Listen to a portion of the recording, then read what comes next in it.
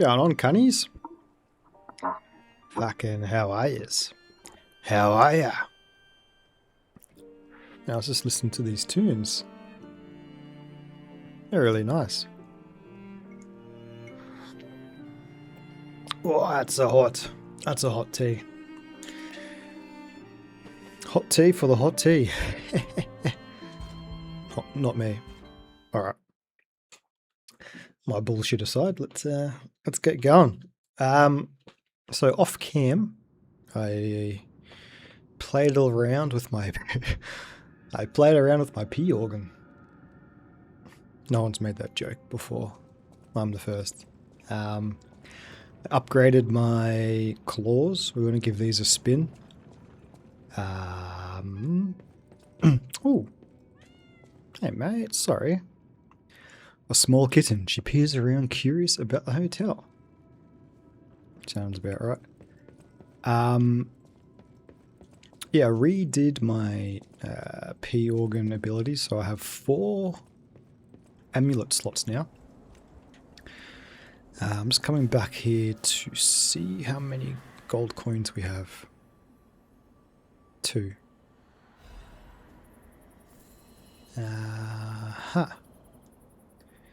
Now.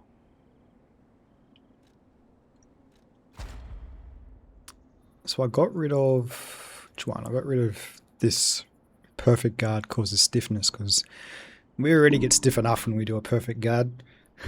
Dick jokes. And I put the quartz back into this one for me amulets. But considering how strong these are, we might enhance fatal attack. Enhance fatal attack. Yeah, we might. We might remove one of these sometime. Although they've got some good.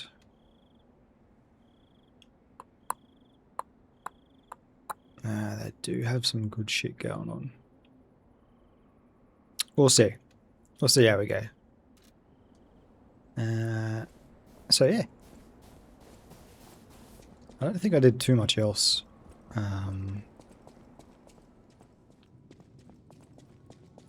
Had to play around with some weapons. Landed on these claws. Whoops. Can I not?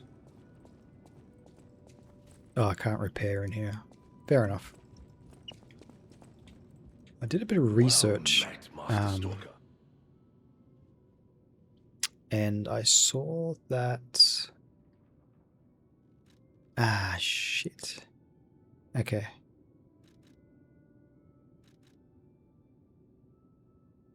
Oh no, I bought this. Okay, so apparently this is a good technique weapon. And this is as well. But I must have spent the ergo on this one. The piercing hatred amulet. Immunity to overheat, electric shock, decay, and corruption. Fact, that would have come in handy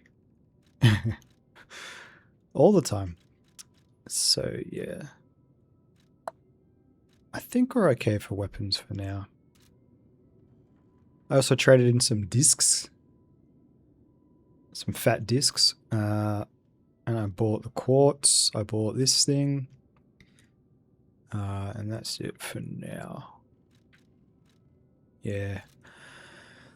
Like I mentioned last time, it's been a while since I fucking played this, so it's taken me some time to reacclimate. The good news is, apparently that Veronica chick, Veronique, apparently she's one of the tougher bosses of the DLC, and we've downed her. So I don't feel too bad about getting pumped.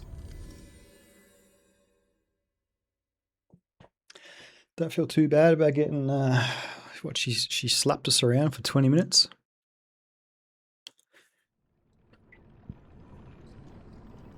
I probably will feel bad because apparently the hardest boss in Liza P and in and in a lot of Souls-likes is coming up. Apparently the final boss of this DLC is fucking brutal, so I hope you like watching me dying. Now I went up here and this is just, that's just where we come down from, so we don't need to go up there. That's where we started this area from, so we can go down here into this super chill fun looking area. I jumped down there and I got something before, but yeah. The claws. The claws are nice. Claws are fast. Fast and nice. Alright, we got dudes up there. So we're really getting into the meat and potatoes of the laboratory.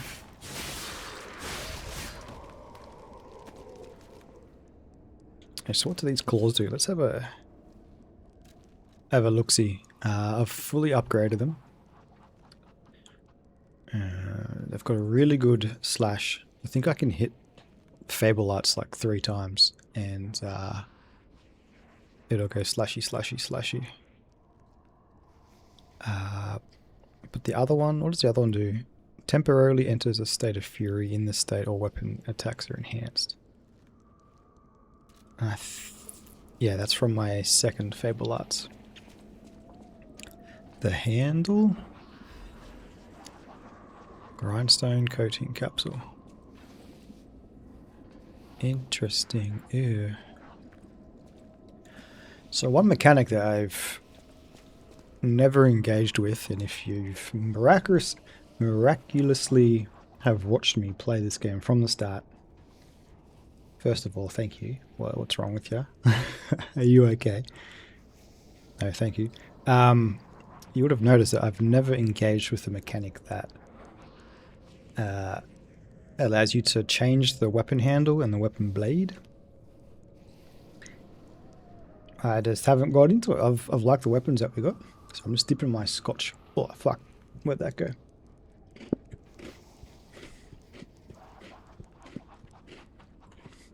I was dipping my scotch finger in my tea. And some of it went somewhere. Lost a finger. Yeah, I've never messed around with a weapon like that before. I've just kept it El Natty. There's probably massive benefits for mixing and matching, but CBF. Oh, speaking of CBF. Surprise! Oh.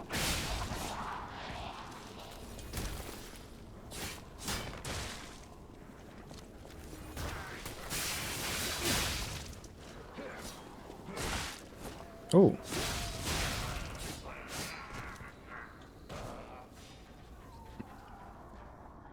Holy smokes. What's going on, fellas? Just hanging out?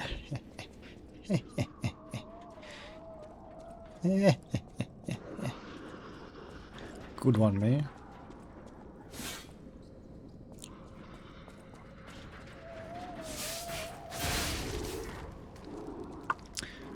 Sorry, mate. Did you dirty there a bit? Can this be used? This takes us up, so... I saw a shiny. Wrong button. Wrong button. How do I jump? Okay, good. Was ist das? Goddard's art supplies. A cherished set of art supplies. The case bears Goddard's name. This expensive set of art supplies bears signs of careful handling. Having lost her sight, the painter dreamt of guidance from a radiant light, and she stored her supplies with great care. So she was the blind lady we saw in the wheelchair, right? I think so. I think I'm picking up what you're putting down. Give me 1 second. Just gonna try and make me internet's a bit better. Alright. Australian internet. Notoriously bad. Of course we're so big. The country's so big and far. And our infrastructure is shithouse.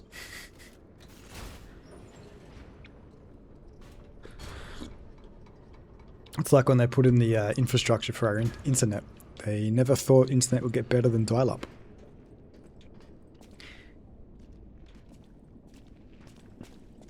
Hello, my only friends.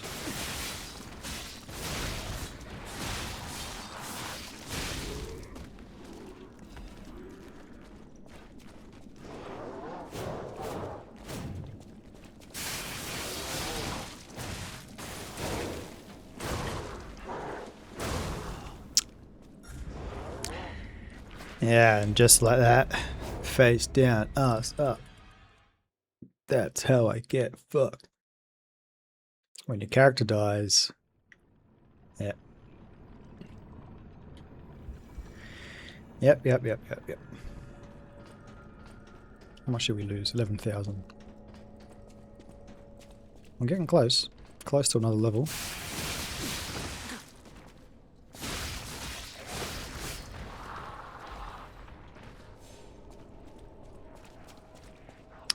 So where does old man... Okay, he's already on the ground. I thought maybe he drops down.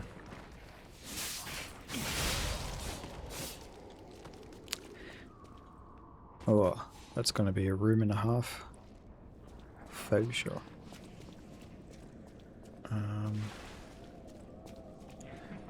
Sup, nerds?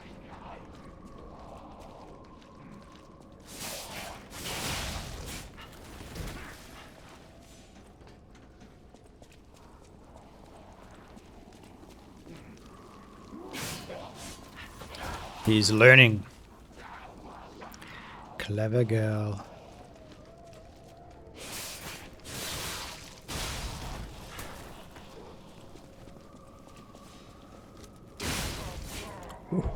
Ooh.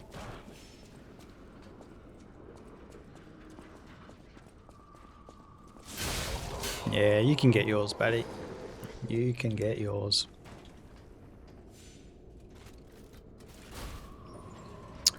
Oh. Actually. Increased damage inflicted on humans. Now.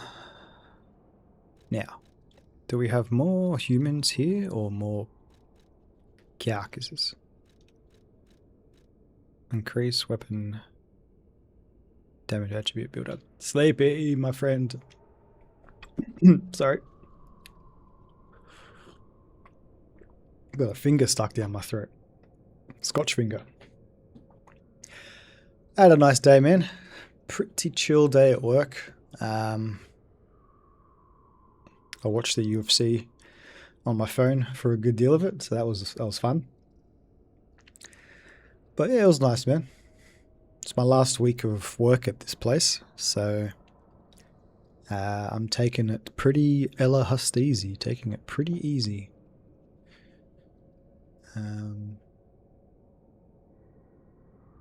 But yeah, came home, had dinner, and here we are. Hope you're doing good, man. How was your day? What's going on in the Sleepy Land? All right.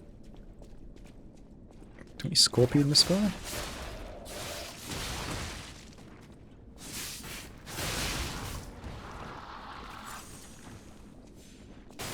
Whoops, a daisy.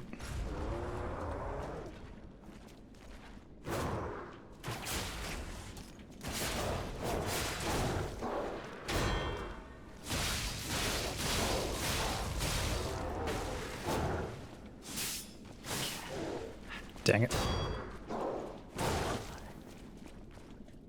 Let's see if we can get this guy. Hiya! Oh, star points. Going to the IMAX in Melbourne for the Odyssey. Wow, you got a Melbourne for it. I didn't even know they had an IMAX down there. Yeah, there's one in Sydney too. Hype sayings, mate. How are you, dude?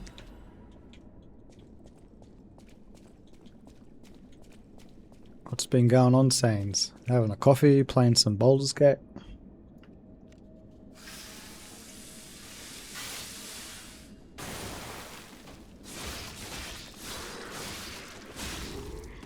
I can't remember the last time I went to the movies. Back to the moving pictures. What did I see? I saw Godzilla -1. That was a good movie. And then I saw, for Halloween, they replayed Shaun of the Dead at a local cinema. I saw Dune 2. I've seen something else. Because I remember the food coma I got into after eating like a box of popcorn and a bag of pods before the movie started. The one in Sydney isn't as good, I don't think. Ah, okay. I think I've only been there once to see The Dark Knight. But yeah, I mean, regardless, getting out of New South Wales, getting out of the area and going to someplace new is always fun. Why not? The Odyssey should be quite the spectacle. You're doing it right, I guess, if you're going to go see a movie like that. Might as well go see it on IMAX. I feel like they don't... Like, it's not as common to make those kinds of movies these days. Like, remember when Troy came out and, like, 300 and Kingdom of Heaven? Like, all these great, like, epics. You don't see that as much anymore. Just listen to some music, could play some BG3. Yeah, man. I love that game, eh? One of my favorite ever created characters, if not my most favorite created character, was from Baldur's Gate 3. Old Bjorn, his name was, Big Bad Bjorn. He was a human fighter. Very, very unique, I know. But man, I tried to do something different. I had 7 hours of playtime before I decided on a character. And that was just in the character creator screen, because holy boy, is that a robust character creator. But yeah, I love that character I made. He had a heart of gold. Wasn't too bright, but he tried his best. Don't we all? And he never took one tadpole to the brain. I found out later that you can take a few without going nasty, and that they're pretty handy. They're pretty OP. Like flying and shit, that would have come in handy so many times, but not our Bjorn. He was a good boy. Someone you know's going down there with me. Oh, nice, man. That'll be a good time. When are you heading down? I watched He-Man movie recently. Oh, He-Man. Sorry. He-Man. He-Man. I heard it's a pretty fun movie. I'm not too familiar with like He-Man. I'm not that old. Sleepy, despite what you might think, mate. But yeah, I appreciate that era of well, that's not good. Era of cartoons and that. Oh dear. This guy needs to die.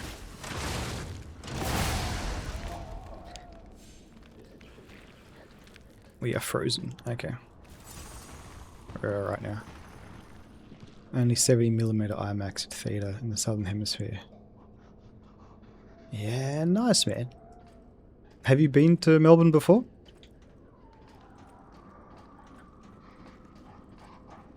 I think the first time I went to Melbourne, my mum took me when I was like 12 or something, because the WWE was coming to town. And I think it was only the second time they had been to Australia. But I remember seeing Kurt Angle and Brock Lesnar and Edge. But we had some pretty unlucky seats because part of the structure was like right in front of us. It was so hard to see the stage. But bless my mum, she took me down. We used to like watching the wrestling together. She had a crush on The Rock. But unfortunately he wasn't there. He was doing rock shit. It's been a pretty chill day. Haven't really felt like gaming. Might jump on some games tonight or maybe tomorrow. Could even give Baldur's Gate another go since I haven't played it in ages. And don't remember it that well. Might be worth adding it to your streaming game list, who knows. Yeah, man. That's not a bad idea. Baldur's Gate's great like that. You can have people follow your journey. I think there's like Twitch integration as well with Baldur's Gate 3 where people can vote on what choices to make if you're so inclined. I don't know how to do any of that stuff, but the option's there.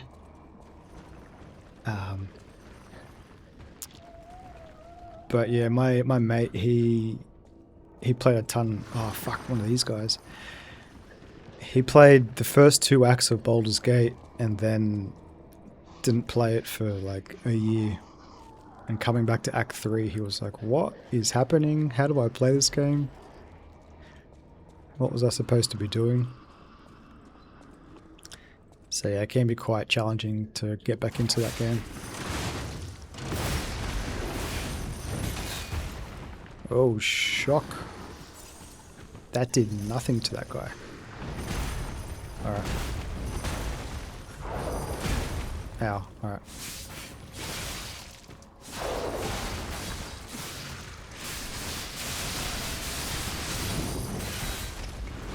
No way, he just ate that like it. Ah, oh, man. Lots of health.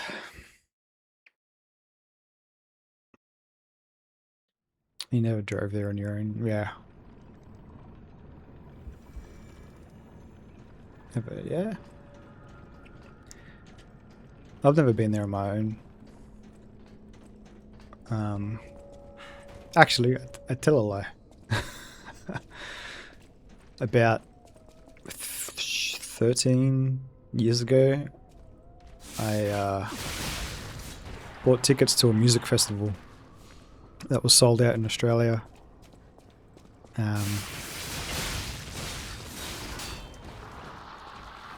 And flew down to Melbourne.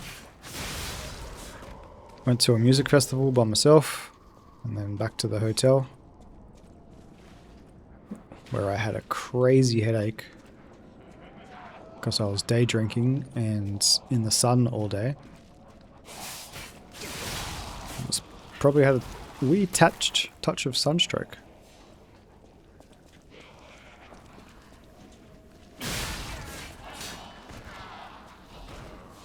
Alright, let's speedrun this shit. If I can drop down onto that fella, that would be super handy.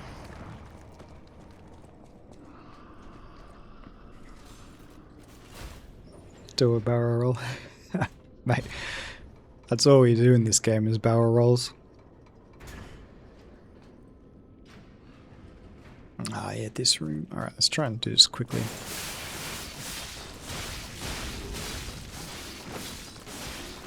Which is normally suicide in these types of games, trying to rush, because If you don't respect the game,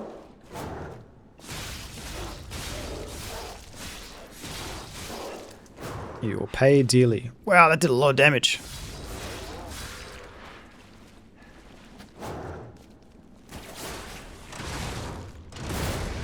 Oh, you bastard.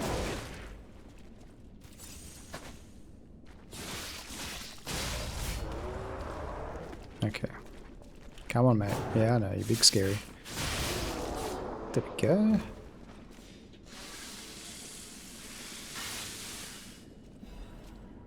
Before making a coffee.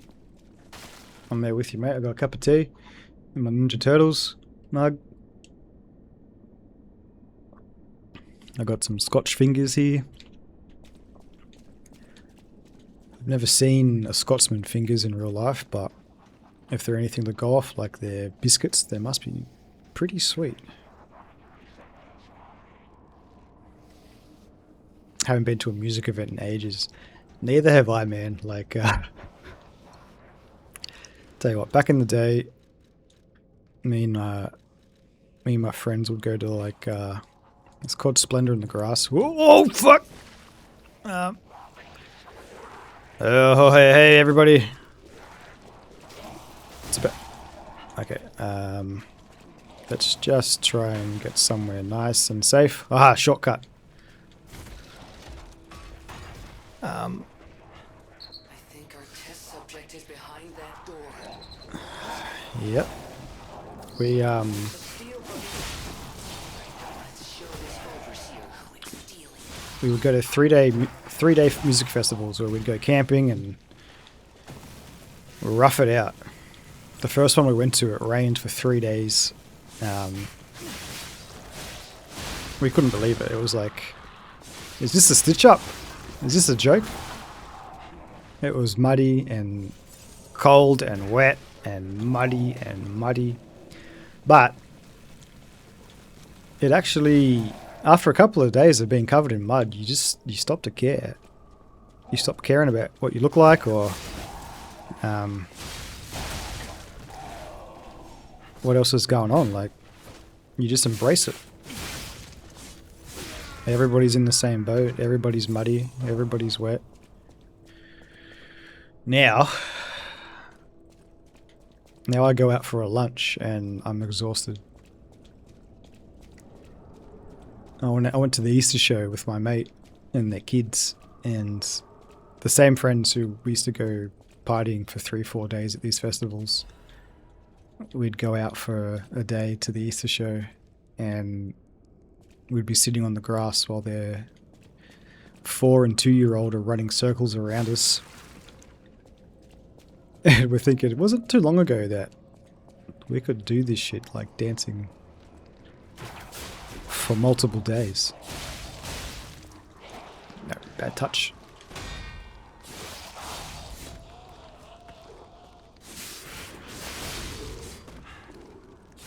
But I think I go to my mate's gigs. My mate's in a band, and I sometimes see him play. He played at a place called the Enmore in Sydney, which is a decent venue. But can be social, but then day we're just chill, as well as a lot of people as well sometimes. Yeah. As I've gotten older, my social battery has gotten smaller. Alright. This guy can swing through walls. Good to know.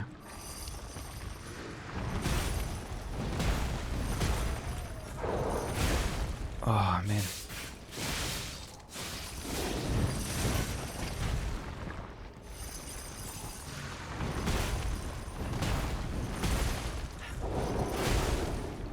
Brother. Alright. Lock it in.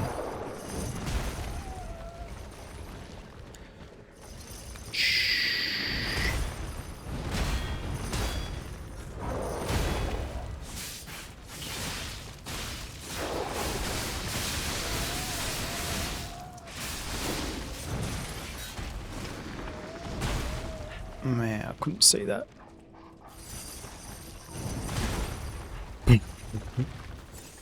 Not going well.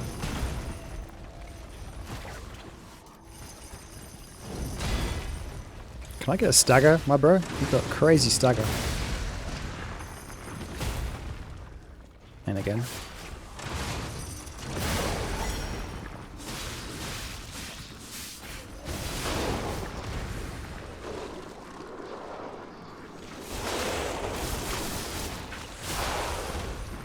Nice. We're doing it. Woohoo! Easy. And he gave us a quartz. That's fat. Fat quartz. Plus the cost of some of them is, gosh. Yeah, man. Like, they're so expensive these days. That's a shame. Whoops.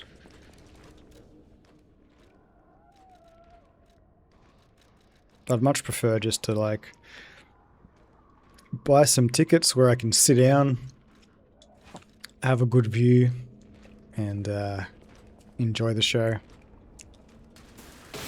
Because you get in there, you find a good spot, a good standing spot, and then right before the gig starts, everybody just rushes in front of you, and then there's always some tall arsehole that stands in front of you, and yeah.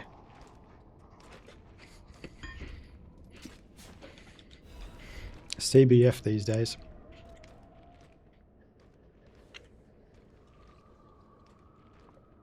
Genius Meister's pocket watch. Pocket watch so exquisite and intricate, it elicits a gasp. Someone who recognizes its value will want to buy it, regardless of how expensive it is. The technicians who founded the workshop union were originally renowned watchmakers. The pocket watch they crafted in their younger days are said to still fetch a high price. So we can probably give that to our cat face friend, maybe. Get some new shit.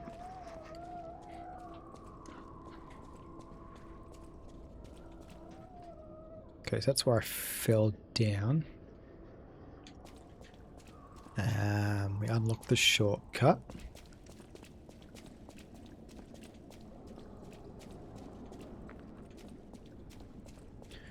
We unlocked the shortcut.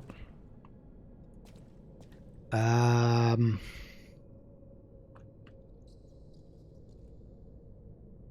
so this looks pretty haggard. I might go back and get some more healing stuff because I don't like our chances of surviving what's in the next room. And I'm all out of my juice. Removes free status element. Alright. That would have come in handy.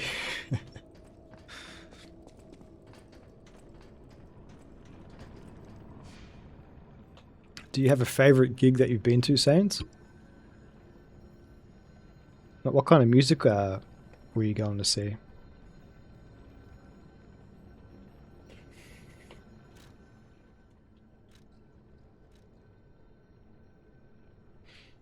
Okay.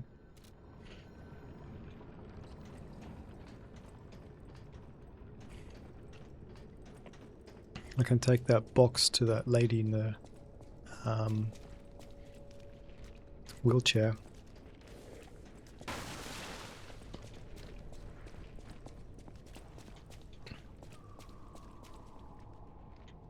Yeah, these guys I'm pretty sure can eat my shorts.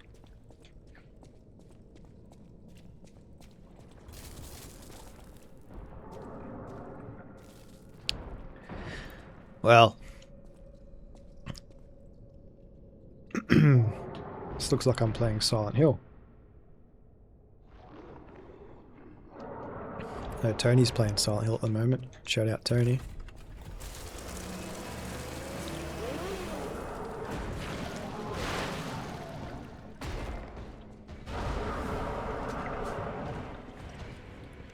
Use the horn. Oh. How do I use the horn?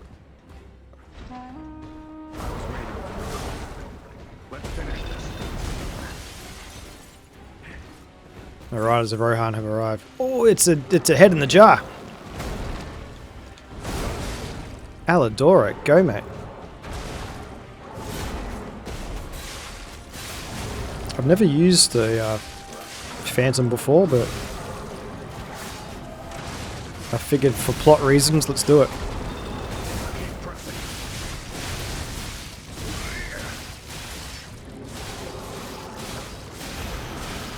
Oh, he's psyching up.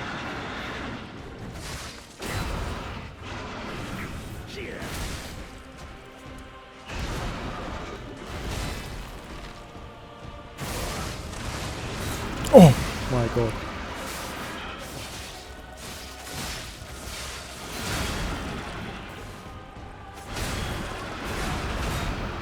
Watch out, Aladoro, my bro. Over here.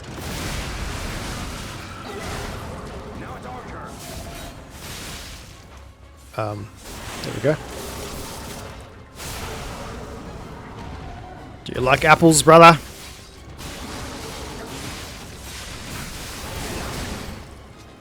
He does. He loves apples.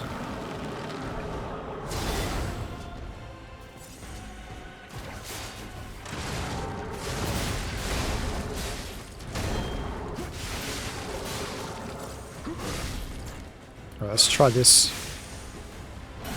Wolverine mode, engage.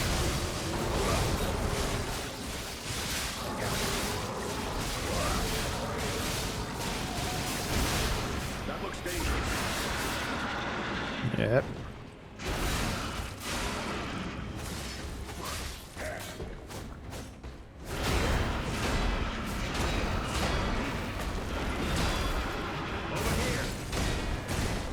Oh, the double. The triple.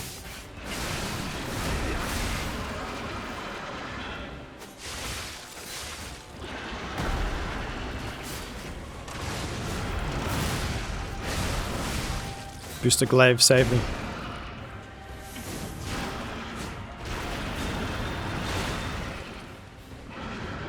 What happened there?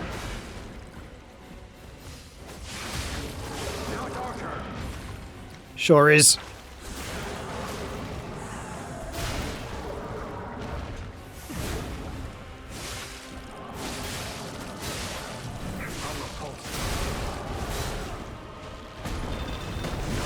No, man. Almost. Alright. That wasn't a bad first try. Fuck. It's so close.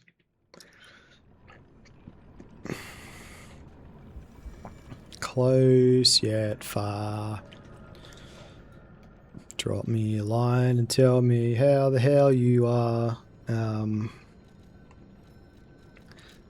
Maybe let's get fire going.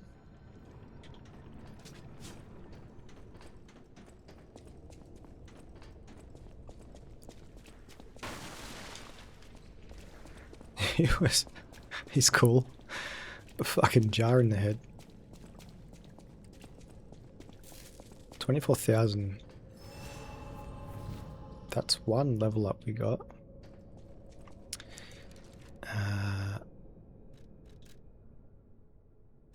And I wonder if he's...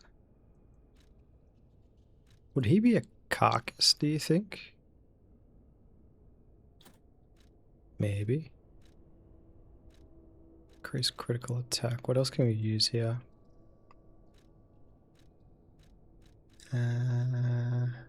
Physical reduction rate.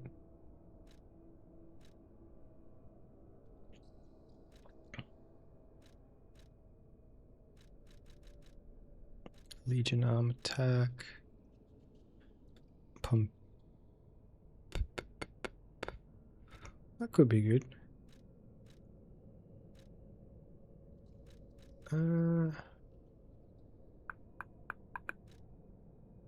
Yeah, let's give this a go.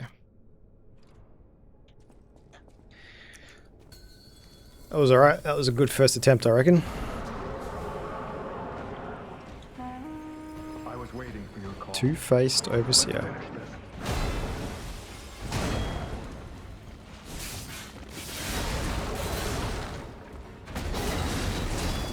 Oh dear.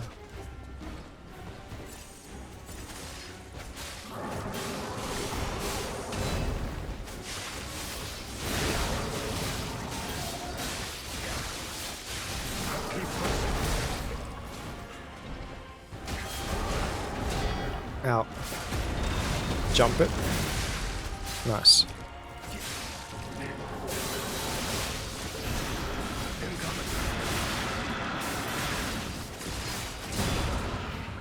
Oh dear. Oh dear. Oh fuck. Jesus. That hurt. Alidoro, hit him, mate. Special beam cannon.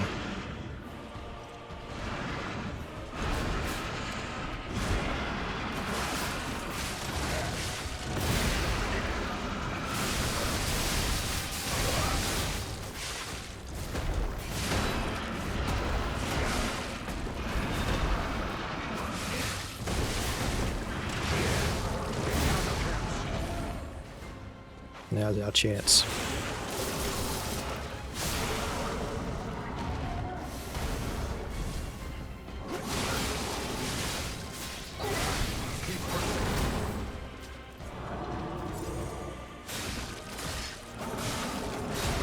Oh, I'm out of juice.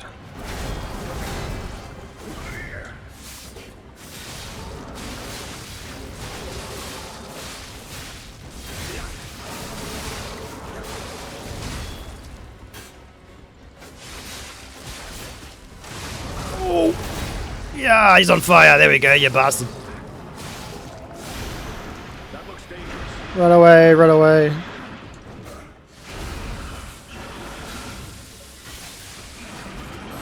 Nice. Rest in peace. Oh, Wretched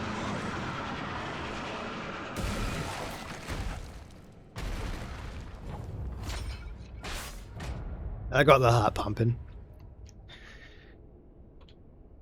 Bloody cipher machine. GG's. GG's me. a hard-fought victory over a dangerous opponent. Yeah.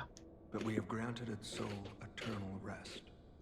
May this creature which woke to misery find peace. You showed great skill during this fight. Thanks, Matt. You must have had a great teacher. In fact, your fighting style reminds me of someone. Well, my mission here is complete. I'll make King my way to Leonidas. Hotel Krat from here. If you're looking for more clues about the alchemists, you should head there as well.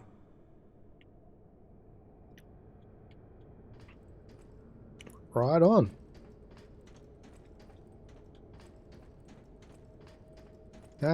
Yeah, so I did do a bit of a cheatsy doodle by summoning Alidoro, but I feel like he wanted to be here.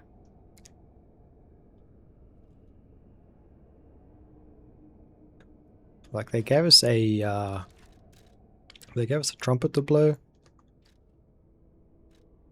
So I felt like that's the right thing to do. That's my excuse and I'm sticking to it. Bloody cipher machine. A mechanical device containing cipher records. There may be someone who can decrypt the cipher if asked. The kings of Krat used cipher machines to conceal truths that must remain buried. It was the means by which they shrouded the truth in darkness. Well, my mission here is complete. I'll make my way to Hotel Krat from here. Fucking Old Mate was more of a challenge. Veronica. Oh, fuck.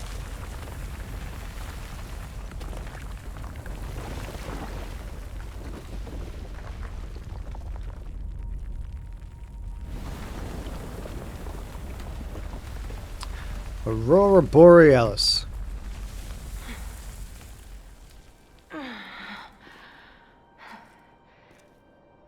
I need more time.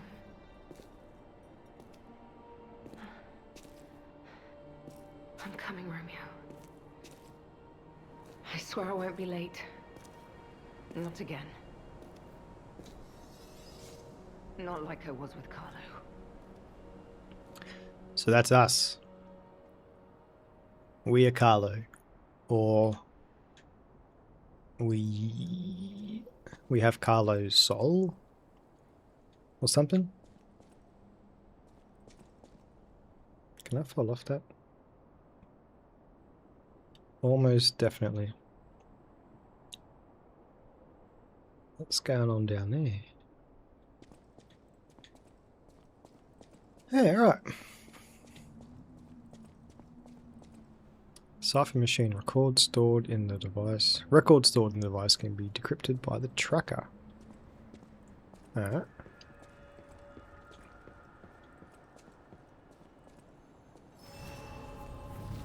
Speaking of Baldur's Gate 3, it's saying, mate, this guy's voiced by Astarion. What's his face?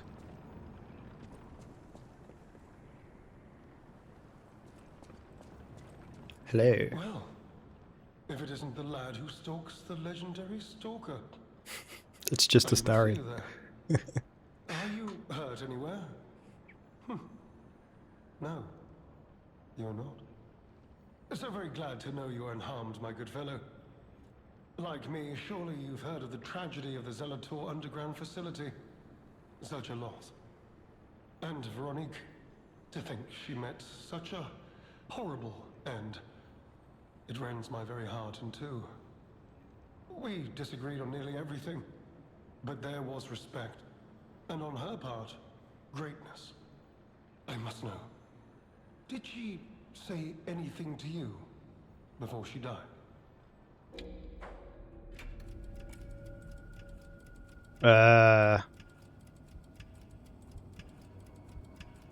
She said something, I can't remember. Legendary stalker. And you know Yeah. where she's going? If you do, This then guy is there may be a Astarion. way we can offer her a bit of assistance.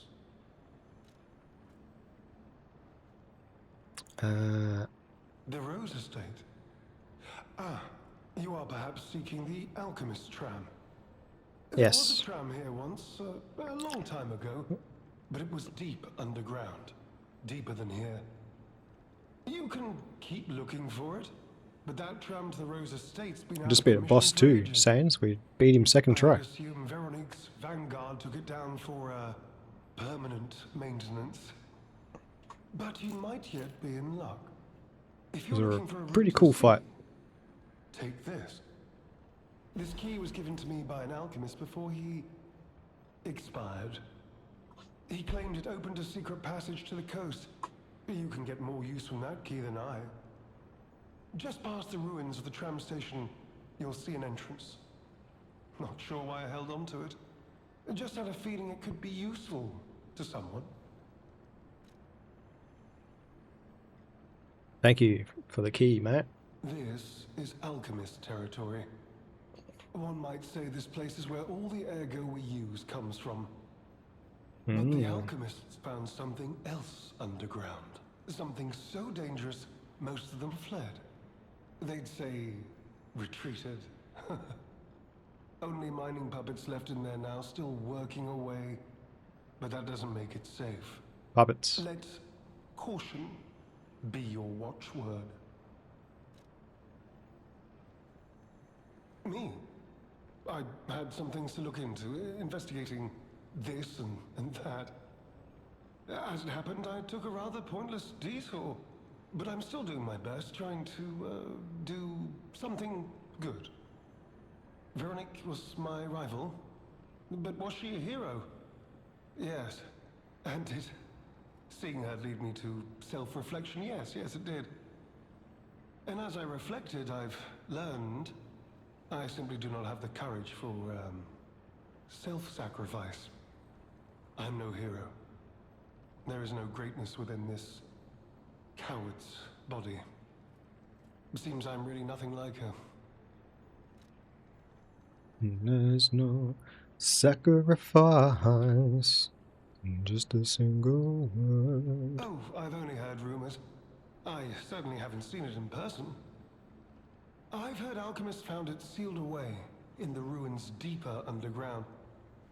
Now, I don't buy this, but my sources claim the discovery was alive, but not human. Perhaps that is why the alchemists seem to have cleared out. Hmm. Secret Rune's key. Although the key is made of bronze, it shines like gold, having been well worn by countless hands through the ages. It has been passed from person to person through many routes, much like a troublesome problem. Right. Well, there you go. We can level up. Let's level up our...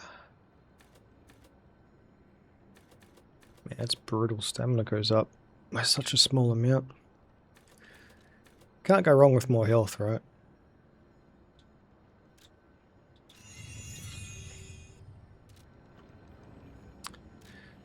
Now we have some things we can drop off here.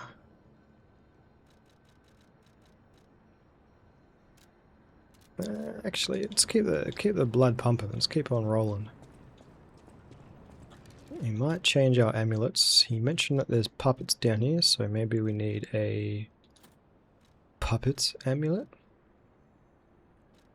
And for this guy, Kupo. Whoop whoop woo. Whenever I think of Moogles, are they called? I think of Kupo in FF9, or the Kupos. I think you meet one in a church at the start of the game.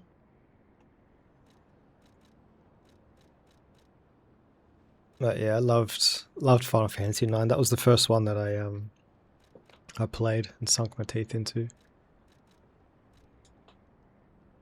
I got right to the end of the game. I got to the final boss when I was a kid and never beat it.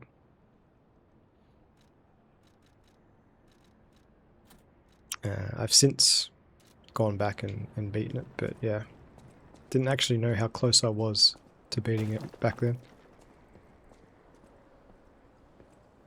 You could say we found a silver lining. Because it's, You know what? Never mind. Mind. Nice to know the tram's not the only way out, huh? Oh, yeah, here we go, puppets. Don't treat me like a...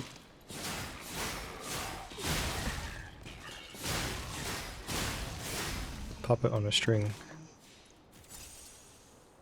What does break do? Cooper, welcome to my store adventure. I remember the whoop whoop.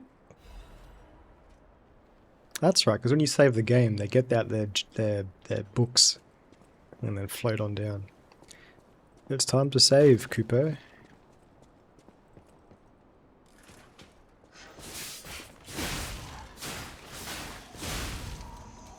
Gotcha.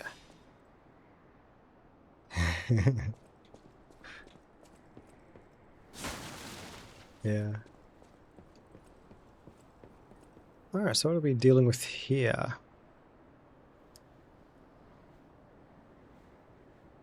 More snow. Yeah, I haven't loved the snowy aesthetic in this DLC.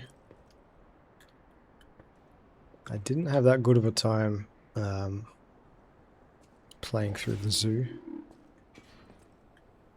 Are you programmed for love?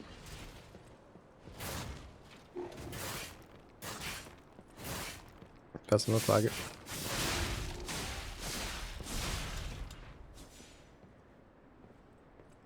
Programmed for death.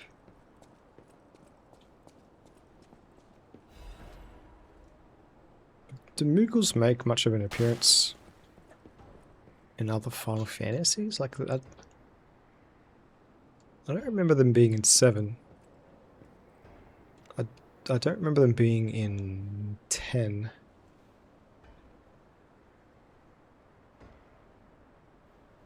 Surely they are?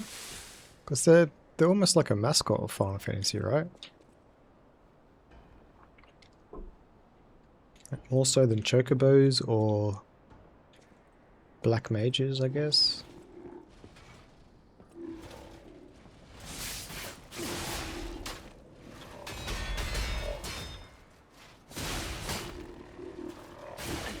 Ow. Ow. Stop it.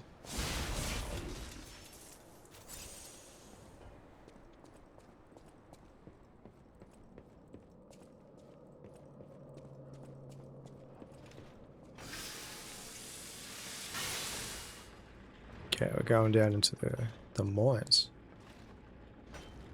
Had people as the store. Yeah, but did they have Moogles in FF10? I was trying to think if they if Moogles had as big an appearance in any other Final Fantasy games as they do in FF9.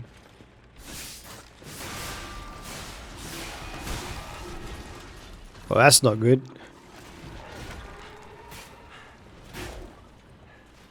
Well,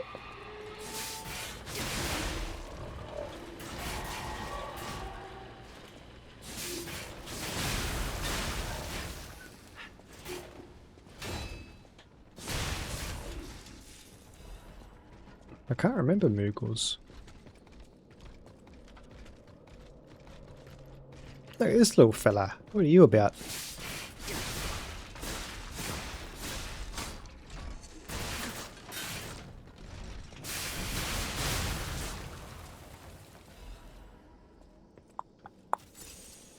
Not in FF10, yeah. So I've only played through FF7, 9 and 10. It's only... Like, I know Moogles are popular, but I can't think of another... I haven't played another FF where they're as...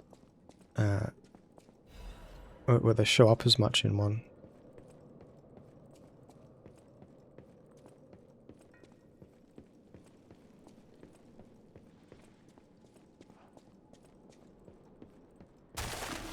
Oh! What was that?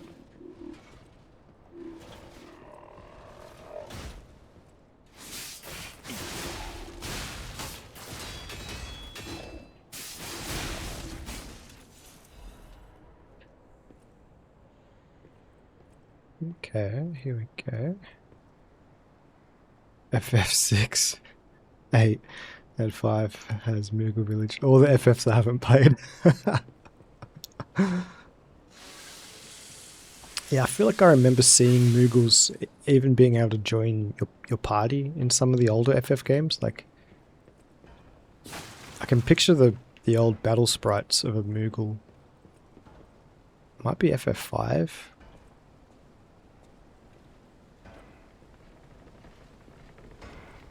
Yeah, I don't know whether to play FF8 next or... Are you gonna explode? Yes. I'm torn between playing FF8 next or FF7 Rebirth.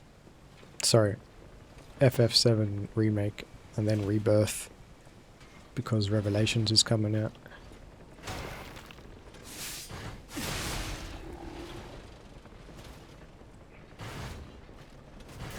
It'll probably be a remake. I've already beaten Remake on PS4, but I haven't played the interlude part of the game with Yuffie's story, so I bought it on PC. Don't pretend you can't hear me. I saw you flinch. Hello? Anyone there? Hey mate. I'm here. Over here. Hello. Yes, you, my handsome friend. FF6 was that, okay. Don't be. This puppet isn't really me. I'm... well, puppeting this one, you might say. Sadly, it appears to be malfunctioning. He's like a Dalek. Found me in quite a bind. Though again, not really me. But I suppose it's fate. You and I, meeting in a place like this. So, might I ask a favor, friend? That is, the real me, I'm, well, trapped. Though I don't know where. It's terribly aggravating is what it is. And embarrassing. Why did my colleagues abandon me like this? Anyway, can you come find me, friend? Just venture a bit deeper into the ruins. But be careful. We don't want you to get stuck somewhere as well. Sure. So this guy is actually a robot, right? FF6, another one that I want to play through. What Final Fantasies have you played, Saints, mate?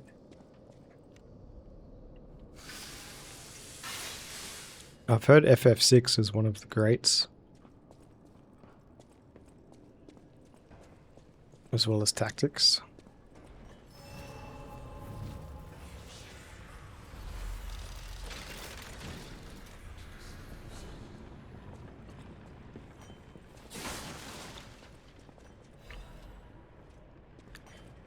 Dim Ergo Chunk. Oh boy, caves. Alright, before we go deeper, let's go have a chat to some old friends.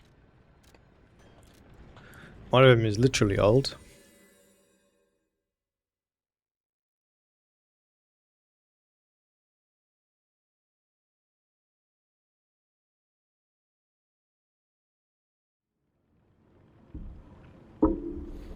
Here we are.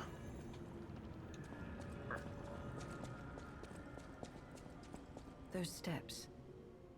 I remember you. You're the one who helped me with my painting. Is something the matter? What have you there? I smell ink, turpentine, and oil paint. You found my art supplies. I thought these gone forever when I lost them. And to think, a stranger would bring them back to me. Thank you. It's as if you've gifted me the light that I seek. Now, I can finally follow the path and complete my painting. My masterpiece. I have very little to give in return, but have this as a token of my gratitude. Quartz. No. You have Pixel Remaster for 4. Played a little bit. Played 10, 9, some 6, small parts of 5, and 13. Yeah, well, okay. So you've dabbled in a lot of Final Fantasy from different eras. I've played a little bit of 13. And a little bit of 10 too. But the only ones I've beaten are 7, 9, and 10. Now,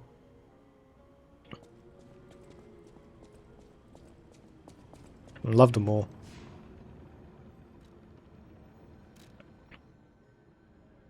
I think I go back and forth whether 9 and 7 is my fave. 9's world and characters are so good.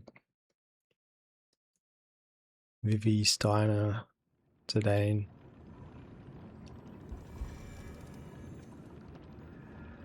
I feel like Amarant is a bit of a jobber though. Like, why is he even there? He just gets owned by Zidane a few times. Cipher machines are devices that hold the alchemist's secret information. The tracker can decrypt cipher machines using matching keys. With the code decoded text, you can find the secret clues around a cry. Alright. Yo. You made it out of the underground facility.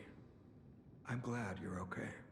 Thank you. Speaking of which, I see you have an alchemist cipher machine. These are devices used to store confidential information. Decrypting it should reveal what the owner's hidden, but it requires a matching key. Luckily, I found a few during my travels. If I might, I will take it off your hands. I can't offer anything in exchange, but if I can unlock it, we could gain valuable insight about the alchemists. We share a common enemy, so I would like to offer my cooperation. Any enemy of the alchemists is a friend of mine. Come to me anytime. Holy dialogue. Let's unlock it and see what's inside. We're in luck. It still functions. This reminds me of a tale I once heard. about the ghost crocodile that haunts the zoo. Most people thought it was an urban legend, but I'd always found it troubling. Find the mounted crocodile at the zoo. It might provide a clue. I think I know where that is. Any enemy of the alchemist. I'm unsure if I should even tell you this.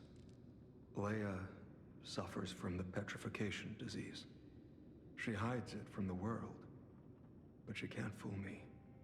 I have no idea how long she has left, but for someone like her, it is a wretched, tragic fate.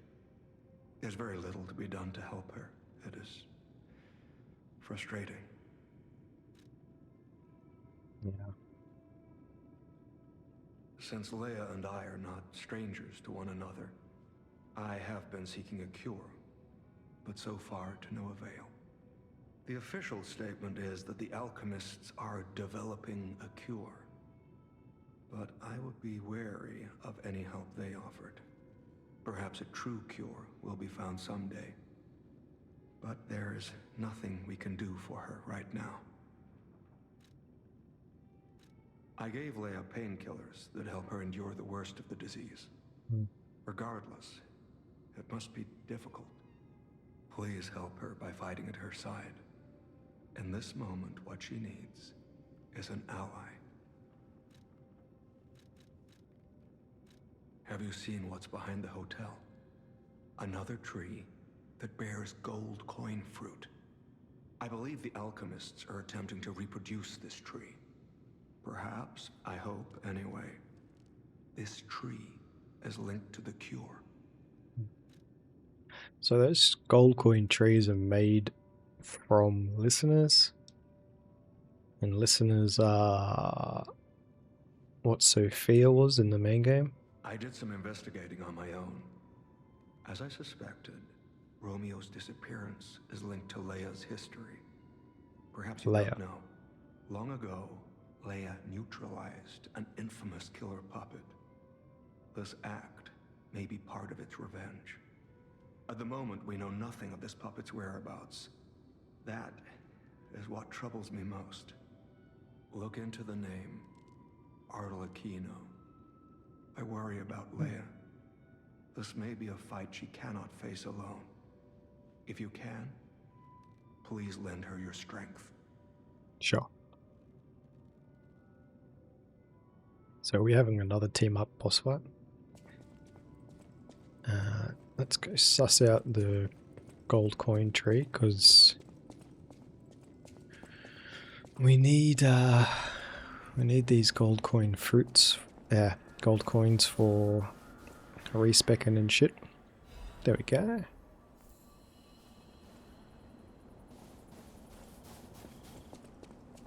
I never really found much use for them prior to respecking.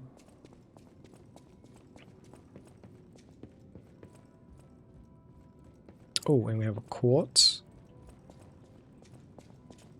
That's very handy. And we got a thingy for this guy. Dear me! An authentic pocket watch made by a master horologist of the age. A true masterpiece. See Yep. its distinctive shine, huh? You know, the first workshop techs were master horologists, clockmakers from foreign lands. Their watches are as intricate as automated puppets. Isn't it just marvelous? My duty as a collector is to preserve these youthful passions of the greats. I would pay handsomely for this watch, if you are willing to sell it.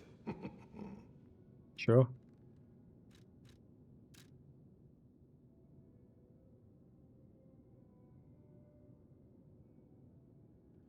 Ooh.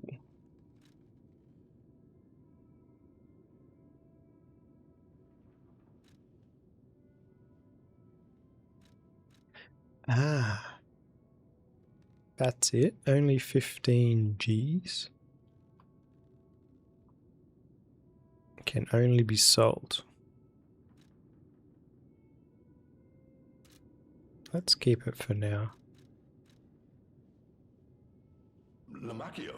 Oh, you just missed him. He left in a rush after receiving some documents.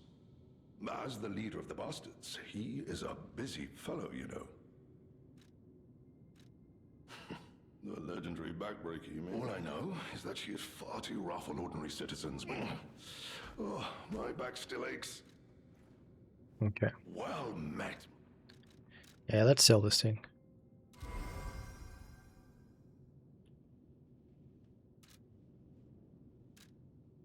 And that's it.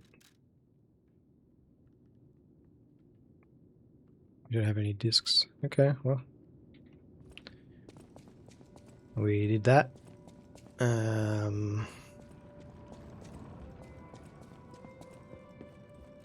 Maybe we should buy some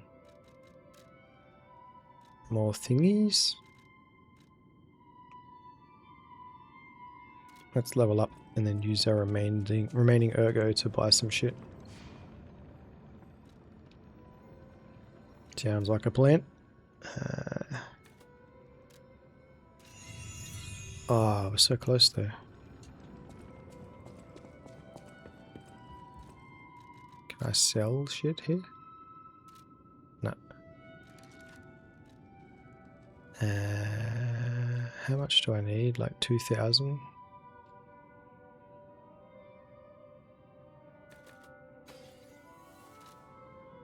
Yeah, let's just level up again.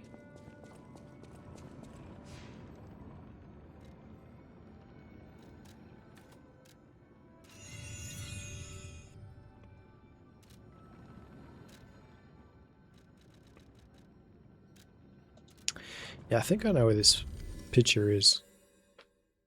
Because before I started up this playthrough again, I wanted to reacclimate with the DLC, so I ran through most of the DLC again, just killing my way through. I think it's up here.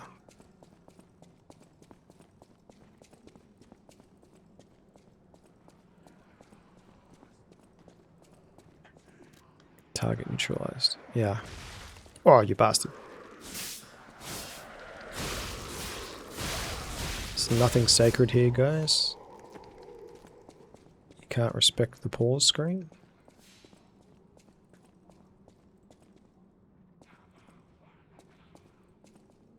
Oh, wait, is it? Yeah. No, might be on the other side.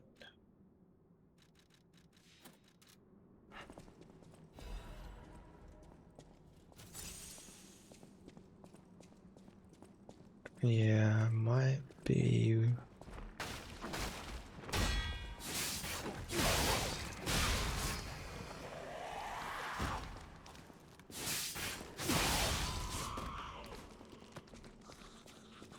It's either around here or it's where we fought that giant sumbitch through here.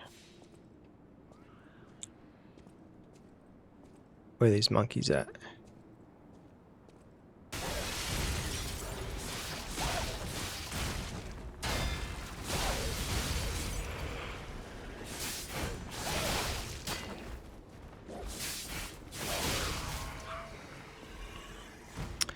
These are some cool weapons.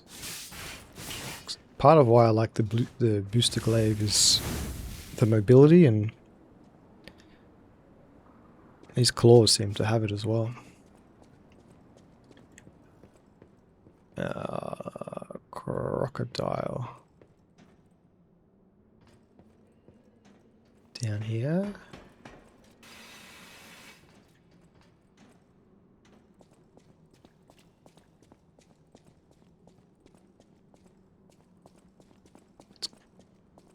Got to be down here, right?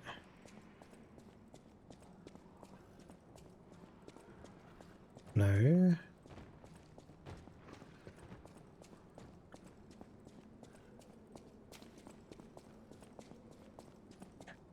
Huh. Okay. It's not as easy as all that, it appears.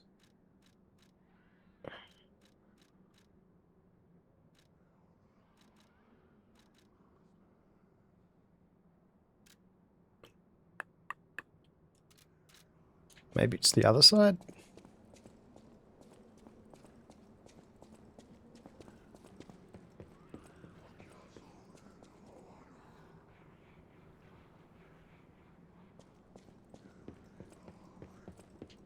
I have a sticky beak around here? I don't think.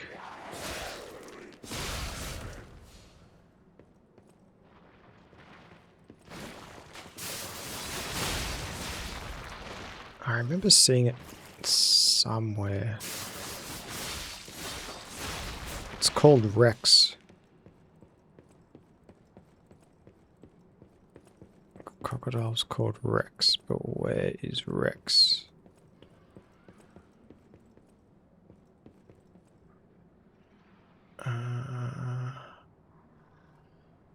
Yeah, okay, it must be the other side.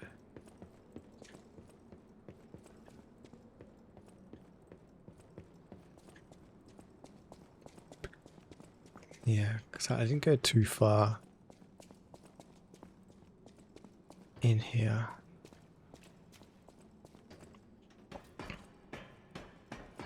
So I got to a certain part of the zoo, and I was like, yeah, fuck this, I'm just going to skip ahead a bit because I didn't really enjoy this section of the game. I think it's why I kind of dropped off it when I first booted it up. Because it had been a while and I didn't have the patience to get used to the difficulty. I wasn't really vibing with the start of the DLC. It's gotten better. I got better. Yeah, maybe it's over here. Ow. There we go. Fuck, it was a 50-50 shot. Let's get rid of this girlie.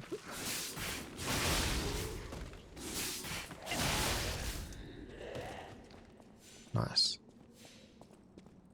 Alright, Rex. Yeah, ready? In memory of Rex. Taxidermist fellatio. Fellatio. Filato? Okay,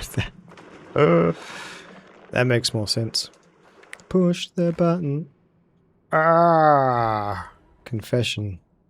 Crocodile necropsy report. The likelihood that the crocodile consumed human flesh is low. I found no human tissue or blood between the reptile's teeth or within its gullar fold. The reptile's throat was free of fibers that human clothing would have left behind. Furthermore, the wound on the colonel's corpse is inconsistent with the bite of a crocodile. In light of these facts, it is highly unlikely Rex, the crocodile, killed Colonel Little. I conclude this incident was, in fact, murder. Dun, dun, dun. I should have known something like this would happen when they took an interest in the zoo. If this note is read by someone of good and just character, that's us. Please reveal the truth to the world. In my cowardice, I cannot. If this message gets buried away, I pray a great curse befalls those alchemist parasites. A dark secret of Krat discovered can be reported to the tracker. Alright. Let's go back. Kupo, welcome to the Cozy Guild. How does that sound? Is that notification when someone follows Saints? Oh. Nasty way to go. Cozy sound good. I like the idea of coziness.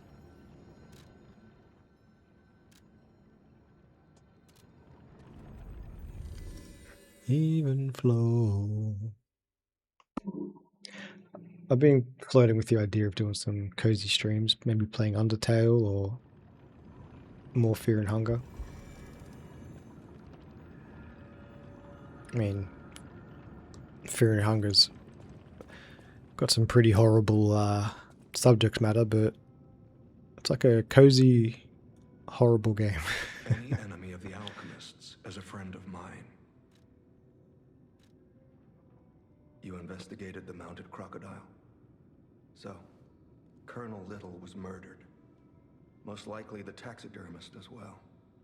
To do something like this just to take control of the zoo. It seems human lives are nothing but tools to them. I'm glad you revealed the truth to their lies. Raid message. You are a force for good. I am honored by our continued partnership. Oh, Whirlwind Amulet. Yeah, raid message. Welcome to the Cozy Guild. So when somebody raids you or when you raid somebody else?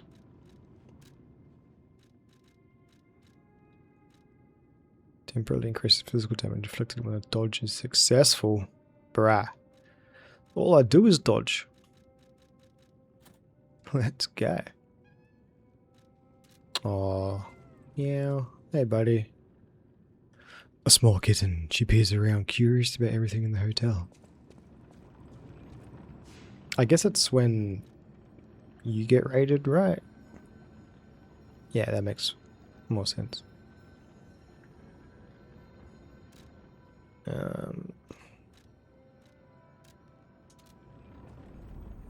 Yeah. I'll try and find like another line of text that's Cooper related, maybe. I'm trying to think what the line of text is when you save the game in FF9.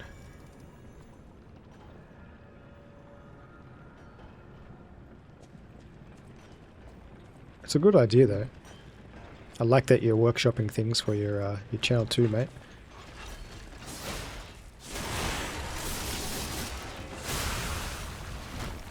That was so stealthy, no one saw it.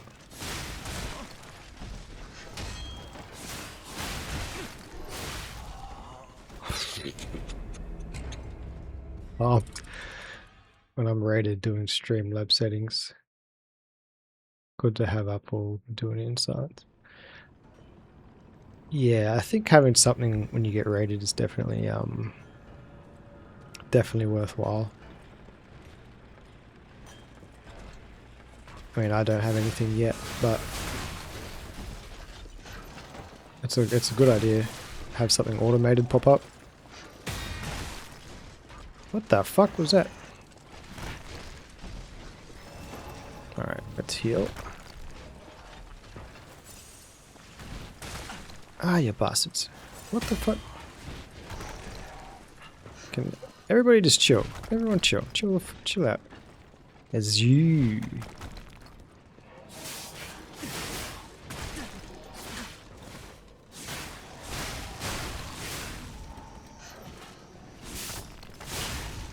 Oh. Wait, so backstep. Oh, wow. Okay.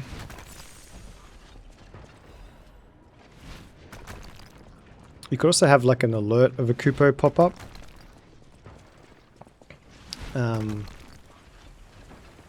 Not too hard to do. Like I just did mine by using OBS to record what I wanted, and then you can make it a GIF. Ah, you bastards! Ah, you fucking stop throwing rocks at me, guys! Fuck, it hurts. Can we just chill on the rock throwing, my friends? You're gonna get yours, you bastard. Where are you? Where are you? Oh shit. Oh dear. Oh, oh dear. Oh, it's all gone terribly wrong.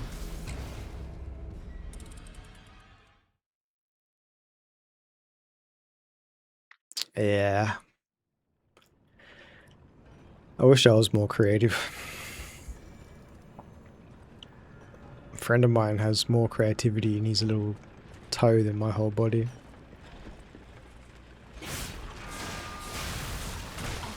Oh, these rock chucking sons of guns. Ow. Let me just... Oh, fuck. No, no, no, no, no. Barrel roll, barrel roll, barrel roll.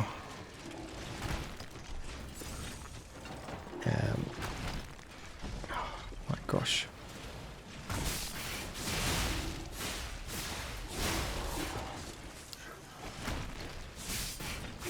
Sorry, Saiyans, bro. I'll be with you in a sec. Yeah. One of my best mates, he can draw, he can play music, he's funny. For some people, that kind of shit just flows. Oh my god, this fucking advanced crank. Oh my god.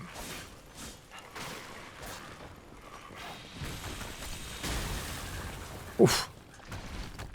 Oh, you're gonna fucking cop it now. Ow, he's got... No, man. Yeah, so I've only got three different alerts. I should make more, but I just found as high resolution as I could on YouTube with the clip that I wanted, and then used OBS to record it. And then I think...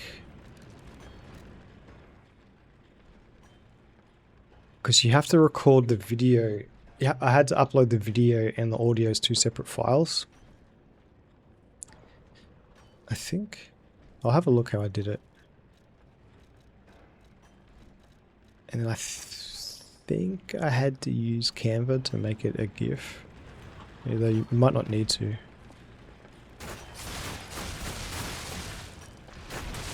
Oh, you bastard.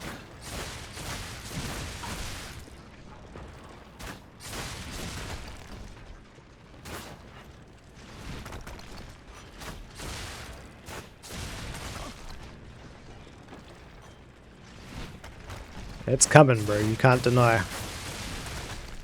Ow. Let it happen.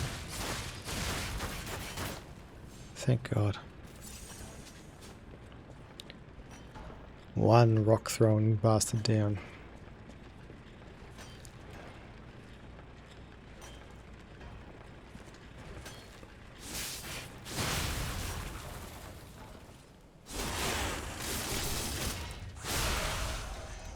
Nice.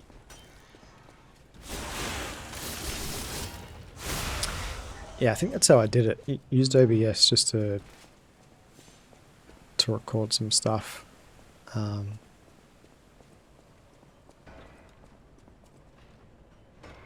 Although what you can do, you can make the file as one, but then you can in the file timeline you can separate the audio and then download it separately, so that the file that you have, it syncs up perfectly with the audio. If that makes sense.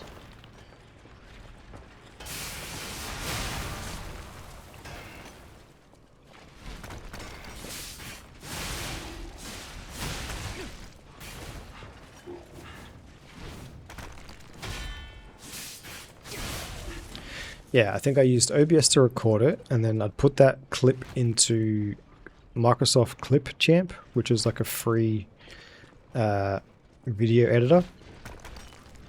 And then you make the clip that you want as an alert, and then you can detach the audio in Clipchamp, and then that saves the audio from that clip as a separate file, so that when you upload them both, it's all in perfect sync. Hopefully that makes sense. Ow.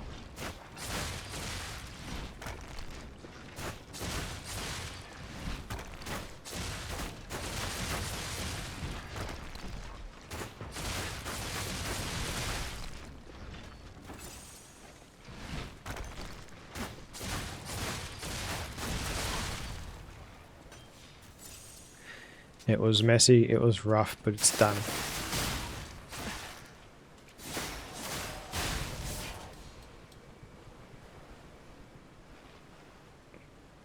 That's cool, man. I'm happy to help in any way I can. And it also helps me talking about it, because it gets my butt into gear to start doing some more stuff too. The way I made my emotes is... Oh, he's gonna blow! Oh! Was in Canva. I'd get an idea of... not an emote. Are they emotes? Like emoji things?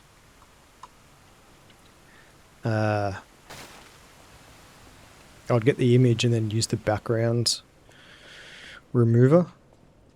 I think they even have a category for like Twitch emotes. Yeah, they are emotes. That's how I did mine. I used Canva.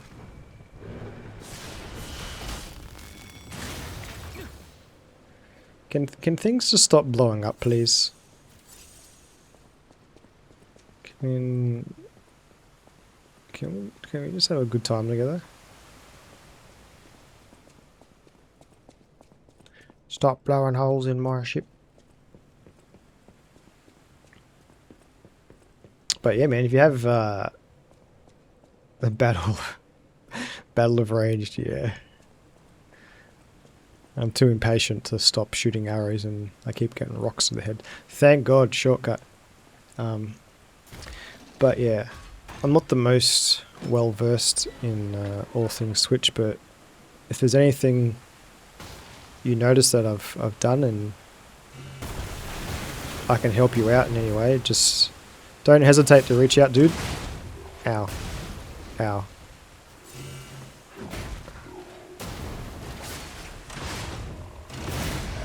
Oh, I've got my wrong amulet equipped. Not that that's going to help me right now. Because I'm getting pumped. Oh, he's got mines. Clever girl.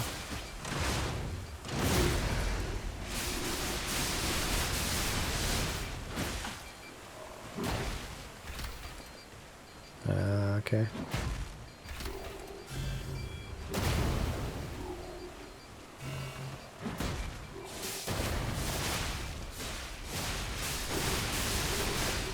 Can we get a stagger, please, my friends? Oh, good stagger.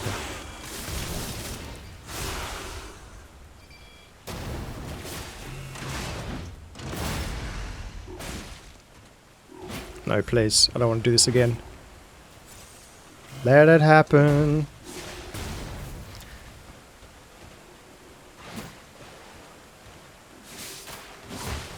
Oh, no. Good attack. Fuck.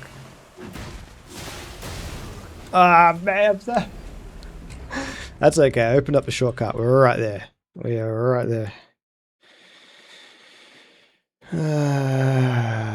That's okay. Now we know.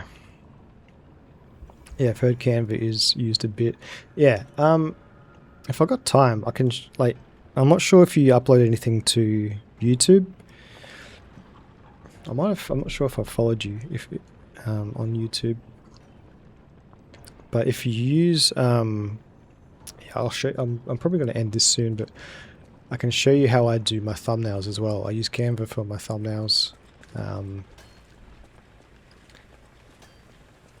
And it's pretty easy doing it on Canva. The hardest part is just finding the image that you want to use, but I honestly, I find that stuff fun, making thumbnails. I like trying to find a photo that, like an image that matches the, like the gameplay that I'm going to upload. The hardest part for me is a title. Sometimes I make titles that only I get. But it makes me laugh, so doesn't matter.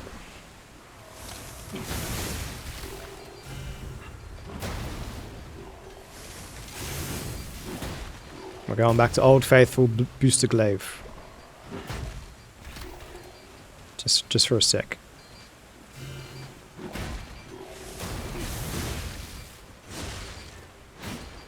Gets a good stagger off.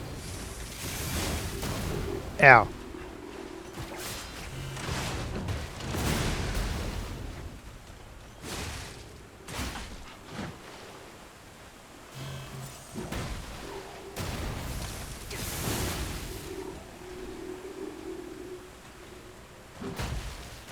Uh-oh. Ow. That damage. Yeah, I feel a bit fragile in this DLC. Oh. It's alright. He should be. No. My friends.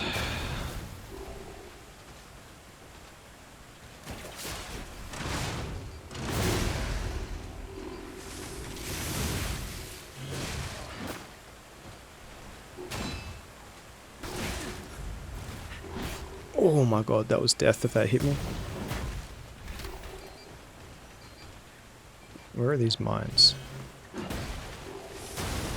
Oh my god.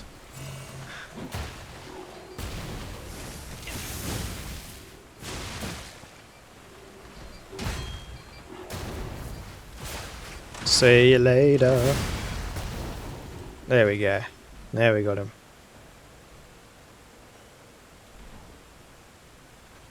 Oh, you've used Canva before. In the workplace too, yeah, so you might even be more familiar than me. Anything behind the waterfall? Title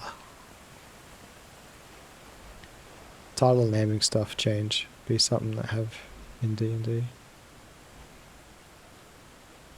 Yeah.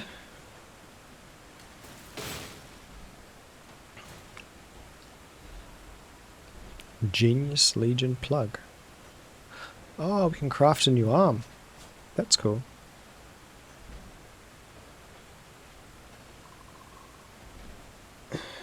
Didn't think about YouTube that way. See, this is why you're wearing the hat. Yeah, so I started on YouTube. That's why I still upload my stuff there. I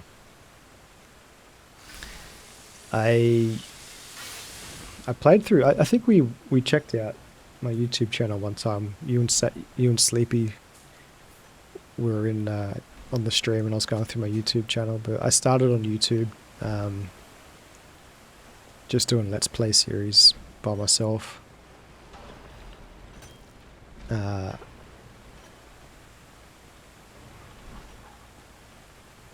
I can go up there. But yeah, I mean, I got nowhere near the what's the word? Like the engagement maybe.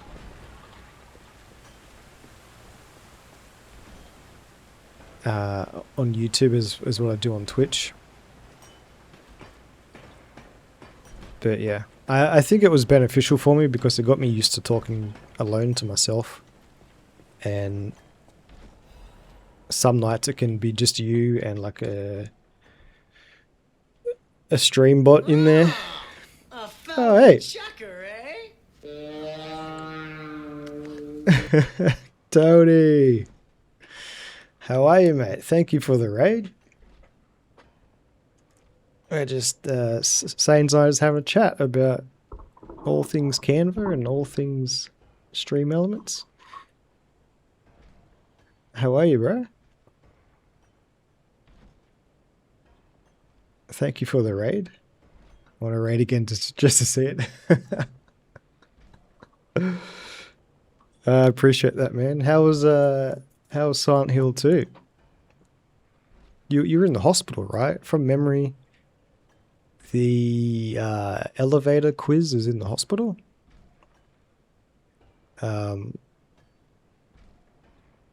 Great game, Aliens. And hi, Tony. Yeah. How are you finding the scary factor in Silent Hill, Tony, mate? It seriously, the original like stressed me out. I loved it, and I'll play it again one day. But there's only a handful of games that I've started up, and then 30 seconds in, I'm thinking, why have I done this to myself tonight? Like, why am I doing this? I could be playing Final Fantasy, I could be playing something chill, and now I have to walk down this horrible corridor. You're so desensitized to it? Shit. You've almost done with the hospital. Nice, man. Jeez, you got through that quick. Last time you need to start it the other day. Last time I saw you made it to the blue The Blue Apartments, I think they're called. Been watching a thriller and a horror since a baby. That'll do it. The lighting in the atmosphere is amazing. Yeah. Man, I'm so impressed with that remake. I don't think a lot of people had high expectations for it, considering what had come out of Konami in the last decade. Like, what have they done after Metal Gear Survive? Speaking of Metal Gears, if you are playing through the Metal Gears, that's one that you can skip. Metal Gear Survive. Yo, GMF. What's going on, mate? Thanks for hanging out. I appreciate you being in here. How you been, mate? How's what's the world like up north? Metal Gear's next, bro. I'm keen for that. But yeah, I still get very scared in video games. Silent Hill scared the shit out of me. Alien Isolation scared the shit out of me.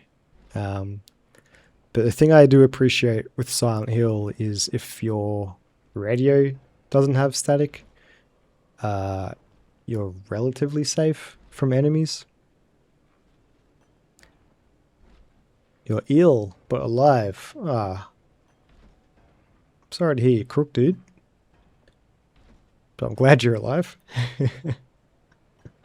I'm glad you're here too, dude. Thanks for hanging out. We're just playing some Lies of P. It's been a pretty good night, actually. I beat a boss, second try. It was a pretty good fight. Let me just give this a read. Hymn of the Zealots. In death there is birth, in change there is evolution. We have faced the storm, survived calamity. On this path of ascension we have found our destiny. The two-faced overseer, that's the boss we just beat, forged from the flesh of ancients, was but a trial to prove the truth of our impending ascent. Ascent. The two-faced gives way to a masterpiece, a warrior monstrous and strong, a great champion to fight for the order, to save the right from the wrong. Oh boy, it's a lot of text. Fuete. Fuete to the death. Hopefully I didn't say anything offensive then. Could be stitching me up, mate. To the death. I know with Scandinavian accents you have to put on the Swedish meatball chef. Fight. Oh, fight to the death. Sorry, man. I thought you were teaching me some of your language. Fight to the death. Yeah, we've got to fight to the death, mate. We brought that force of nature to heal, subdued and chained it with iron and steel. Refusing to be Elixir's vessel, it broke itself, but it could not break free from its chains, and so we sculpted it to our will. Now it is forever bound to the witness, the song of zealotry, and fated to be chained below for all eternity. For herein lies the providence of sacred evolution, and may none break the orders of volition, and nothing can stop the fate of ascension, for God has granted this mission. What that was about, I don't know. Nah, it was Aussie, 100% Aussie, yeah. It was the spelling of fuate. I think fight would be like Foit. Foit? Fight. Fight to the death. My mum has a crazy Aussie accent. I've been told. Ooh, where we're going? Yeah, she's crazy. She grew up in the country though. She grew up in a little country town where they had nothing but a pub and a post office. And yeah. I don't notice it so much because I grew up with it. Oh, that's what we have to do. Okay. We go back and forth. But I hear it now. When she calls me up, she's like, "Hello, love. How you going, doll? What's going on?" I'm sorry, I just missed some chat. Let me scroll up. Fight. That's it. That's how you spell fight, I reckon. Fight to the death, mate. Sleep easy. What a legend. You should hear me do a Tony imitation. How do you do a Tony imitation? And really hammer on with the accent. Is that like a thick New York accent? New Yorker? Gabagool? Achievement hunting on Dead by Daylight. Nice, man. Is that hard to do achievement hunting on an online game?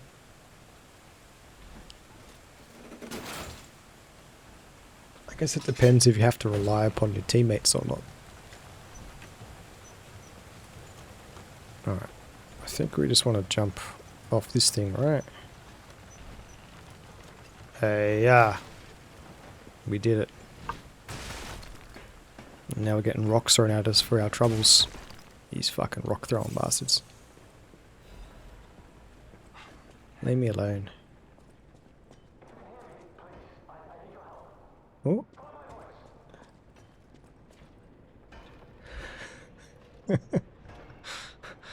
Tony. You know, man, I'm down with that. I can dig it. Oh wait, you mean Doors is in the band? Oh shit, I'm sorry. I'm sorry, America. I thought you was talking about opening the door to a bathroom or something. Shit, man, bruh, man. My bad. How's that, guys? How's my New Yorker accent?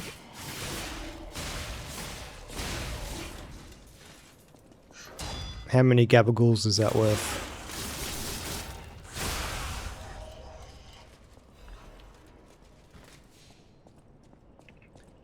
Total slaughter. I thought some of those vowels were hit correctly. Yeah, I'm here. I'm coming. Fucking chill out. I saw a with Aussie words thrown in.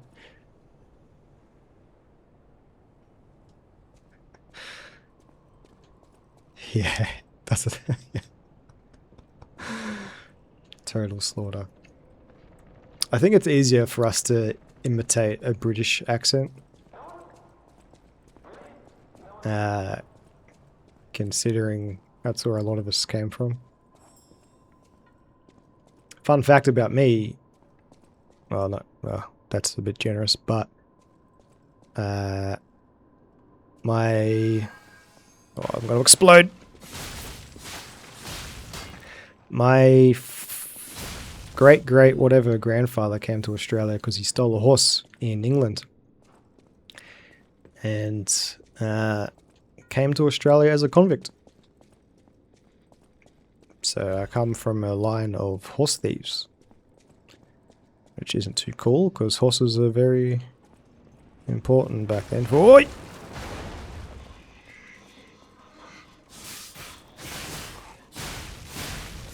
But apparently I've heard that the Aussie accent's a combination of lower class English and Irish accent.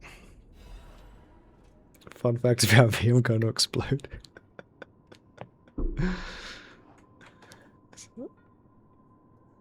I don't know if you heard my New Yorker accent, Tony, but I think I was harshly rated before. I thought my accent was spot on. Do you know Radha Mitchell, the Aussie blonde actress? Let me look her up. Radha Mitchell. I've never heard the name Radha. Radha Mitchell. There she is. Oh, it's that chick.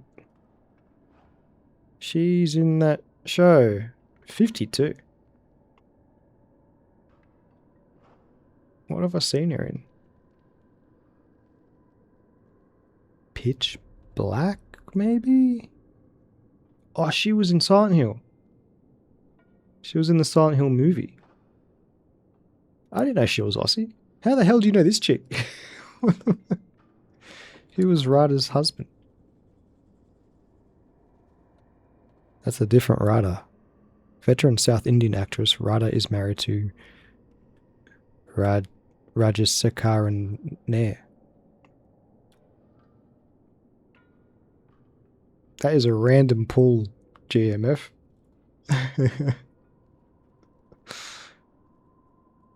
She kind of looks like Brooke from The Bold and the Beautiful.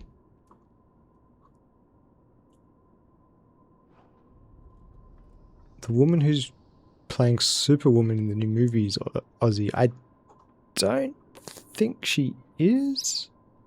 Is she? The girl that was in House of the Dragon? Is she Aussie? She plays young Rainies. Young Rhaenyra. Who's this chick? Millie Alcock. Maybe it's Alcock.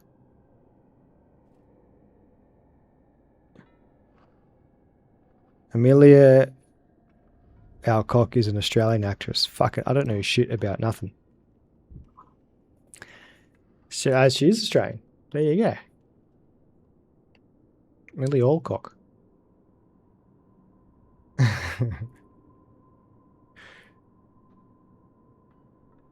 Oh shit, I gotta catch up. Sorry guys. So this woman has 98% American accent in movies and 2% Aussie words. But the Aussie words are crikey tier, which makes it uncanny. I'm talking about a blonde, she was in Pitch Black. But yeah. Is she not in Silent Hill too? Your mate Ryder?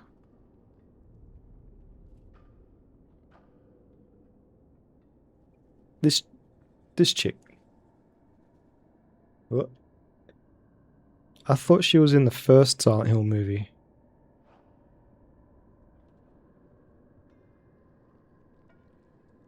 Yeah, she is. That's a movie. I remember that chick gets her skin ripped off. Oh, Pyramid Head grabs her skin like this, right? There's a reason I'm trying to get my chest in frame.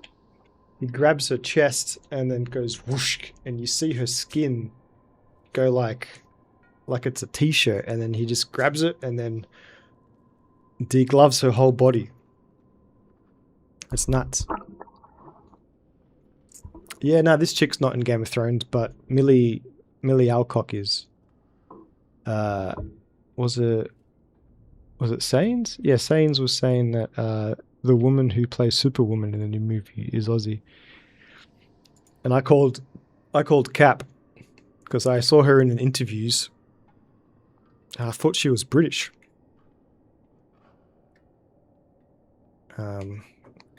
I think we're on two different books here at the moment. I think we're. What was in this box, by the way? I don't remember what I just picked up.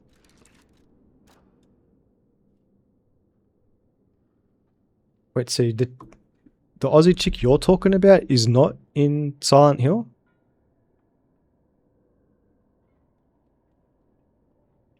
I don't know. I think Sean Bean's in that movie.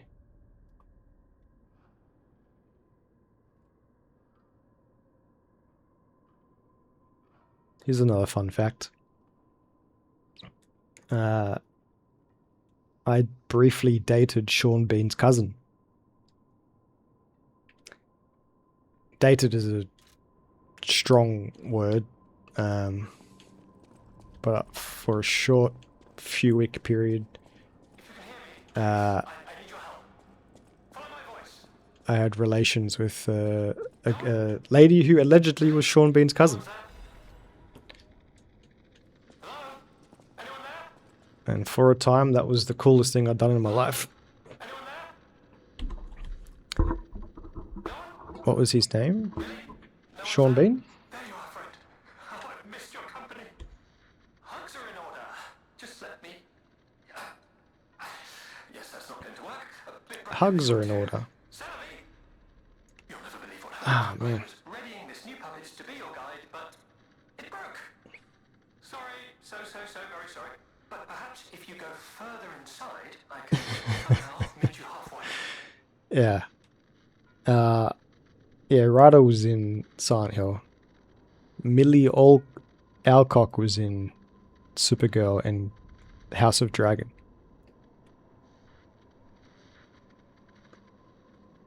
That's what we were talking about. I think we're on the same page now. Sorry, so very sorry. But Can you meet me halfway? So this robot thinks that he's a human. And he keeps wanting us to go and find his human body, but little does he know he's actually a robot. Yo, what's going on, Valentine? How do you find Liza P? I've enjoyed it. I beat the main game over on the YouTubes. It can be hard. It can be very hard.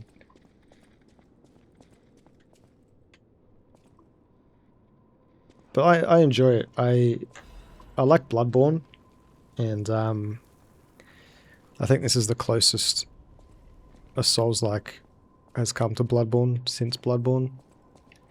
Just with the fast-paced action, the dodging,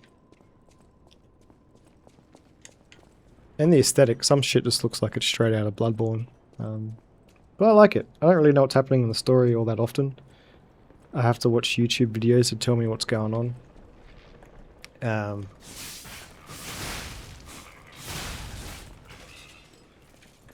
But I think it's a cool game. I dropped off the DLC like 8 months ago because... oh shit. I hadn't played it in ages. And the difficulty in the DLC just picks up right where the game left off.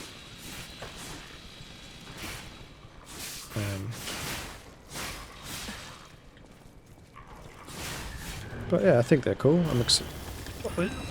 Fuck off, man! Oh, god damn it! I just got exploded. I only ever mentioned one person. I know, but Sane's mentioned another person. Sane's mentioned another Aussie. And then we went down a rabbit hole.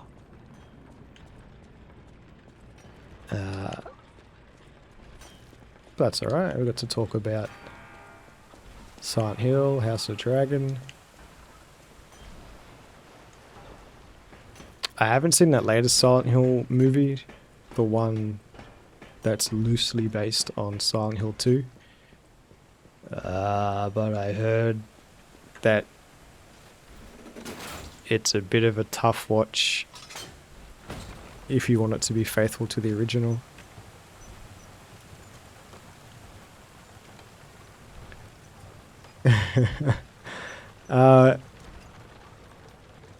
So, Sains, when you dropped the line about the Aussie that's in Supergirl, that just got me and GMF all tangled up as to what we were talking about.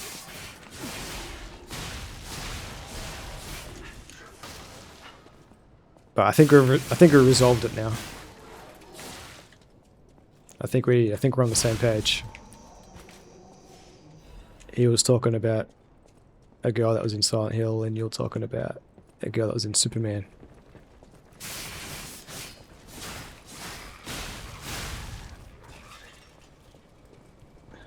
Loosely based. Loosely based.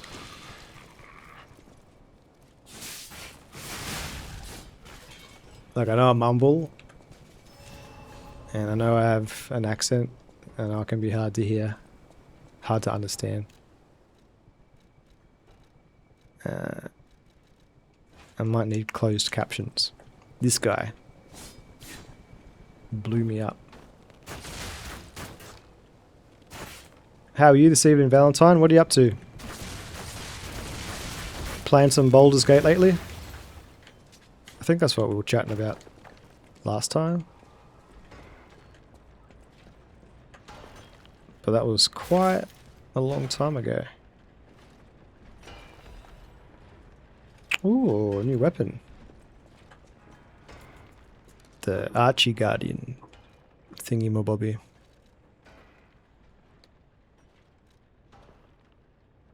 Ah, it's an advanced weapon.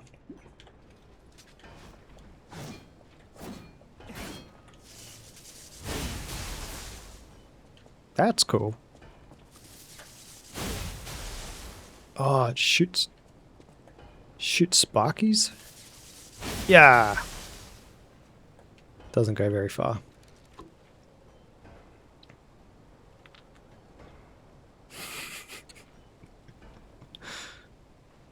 Nothing is right. We're running out of time. Yeah. We can just delete this from our minds.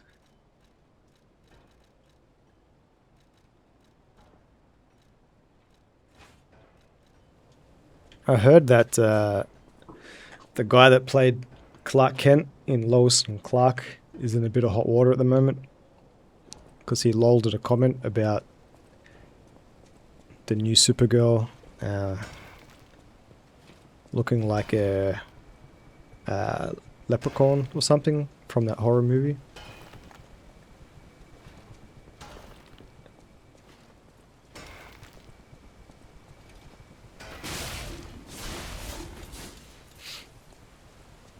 Apparently he's getting cancelled for saying she looks bad.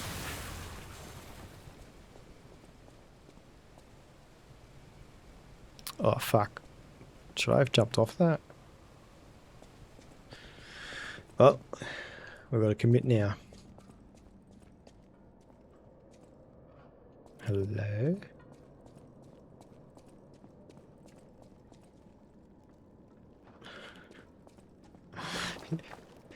You wanna remember that, Tony? That loop-de-loop we went in? I'm back here?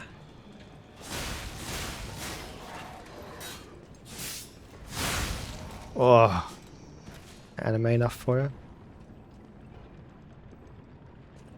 Well, we're back here.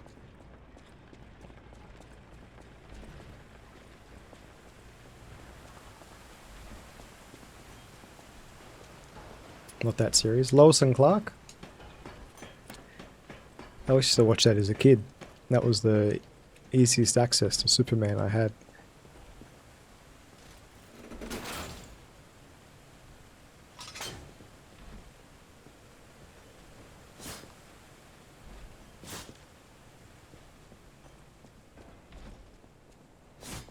I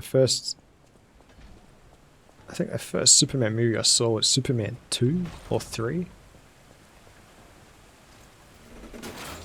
Like the old Christopher Reeve one where he flies around the world backwards to reverse time.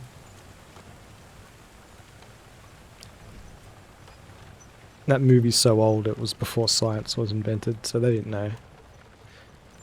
They didn't know that flying around the world backwards would just destroy the world.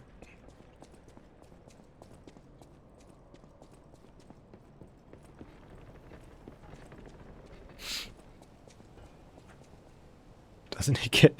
Sorry, let me just allow this. My auto mod is going crazy.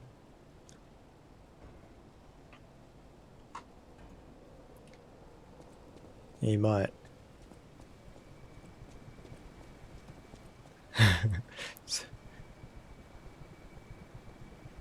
Have I? Yes, that's where we came from. Alright, we're making progress. Fuck that. Oh, it's American Gladiators. Hey, buddy.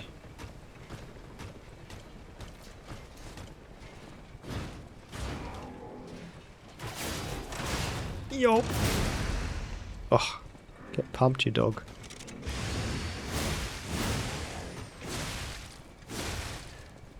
Speaking of air. No, man, fuck, god damn it. I gotta go run that. You bastard. Yeah, you think you're cool. 1-0. Robot Gladiator, 1-0. Yeah, speaking of air, me and my work colleague today were laughing at that old classic video of that lady that's squashing grapes in the bucket. And then she tries to be funny and then stacks it and loses all the air out of her lungs. And she's like,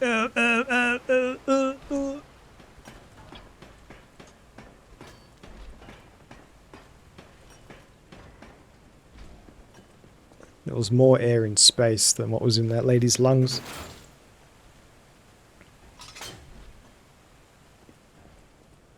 It's a classic, surely you guys know what I'm talking about. Don't know that video? Bruh.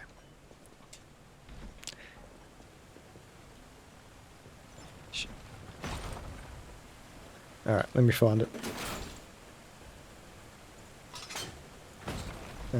If you literally type in, I think it's Lady Grape. Although Lady Grape sounds like it could be something gross.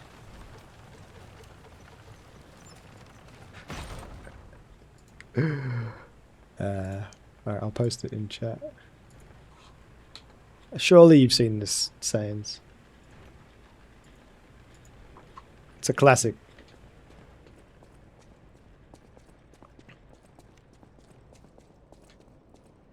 But if you've ever had the wind knocked out of you, you can relate.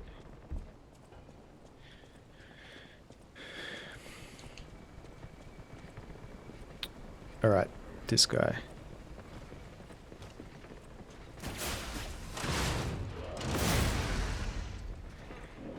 Who's laughing now? Oh, no, please!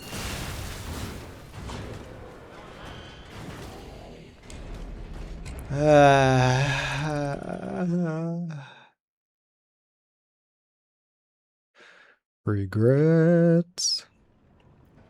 I've had a few.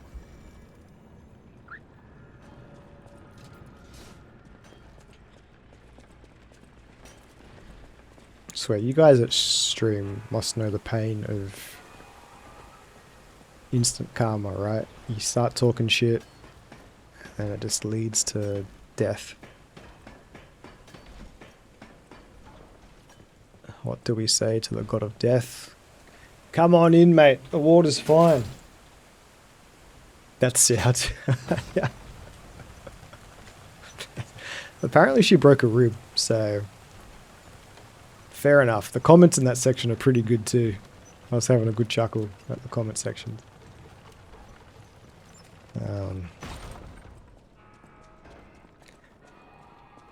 Alright.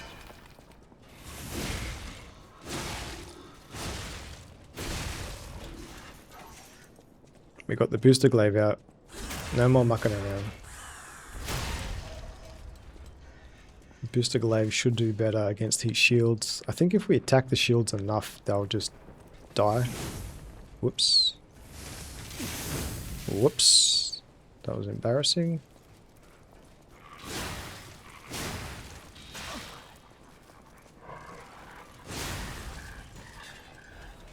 Okay. Now where was this bob that got me?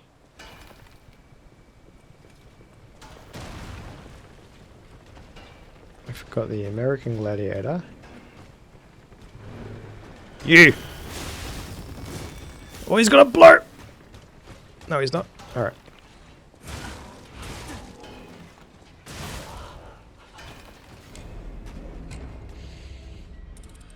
My god, I'm having more difficulty with this guy than the last boss I fought. That sound is golden. Have you guys not seen this before? Surely. It's like internet royalty, that video.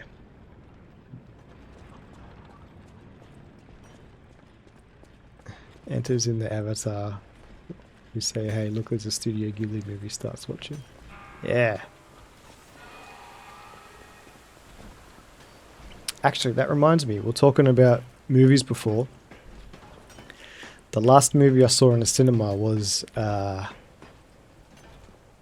My Neighbor Totoro. I mean, it was like an anniversary re-release. I've been to the movies in the last 40 years, but there was like a showing of it at the Sydney Opera House. And my partner had never seen it, so I took her to go watch it in the Opera House. That's such a sweet movie.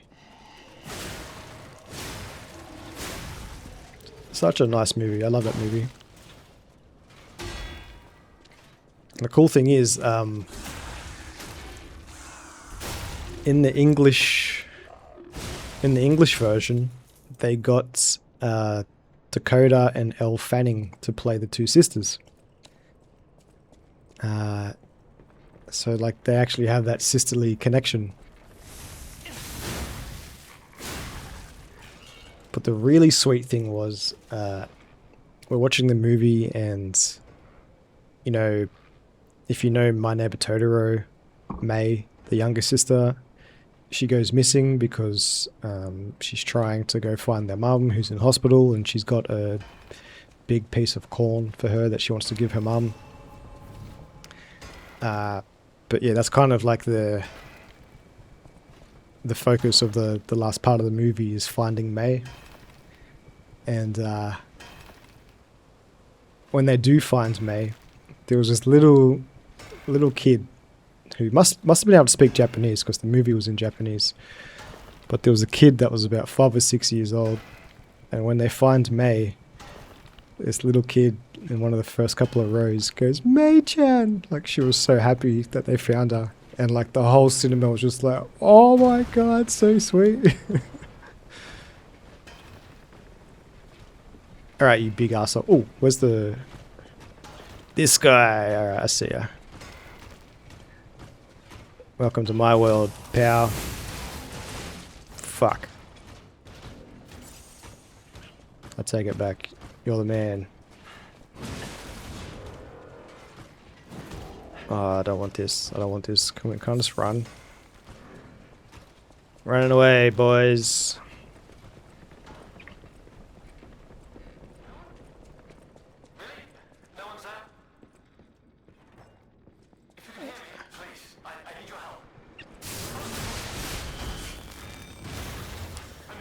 Alright, we can do this now. There's another one? I don't want to do this now. Run away, run away!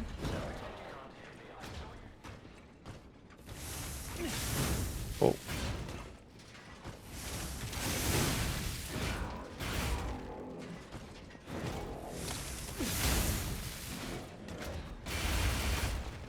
Can I backstab? We cannot backstab.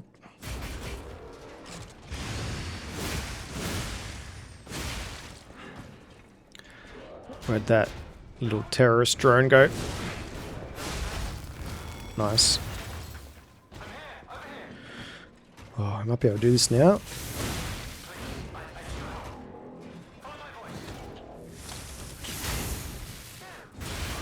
Ow. Brother. Can you not see it? I'm a bit busy.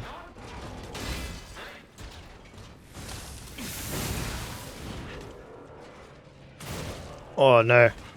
I'm stuck.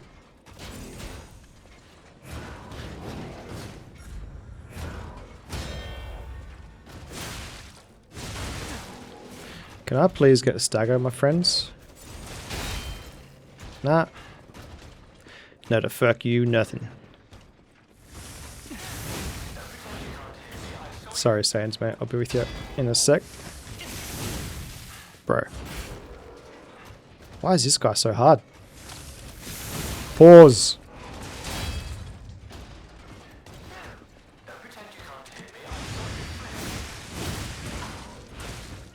No. No, no, no.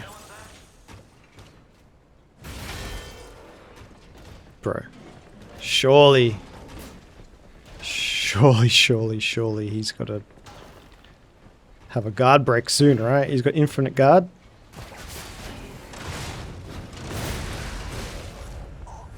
He fucking beat me, man.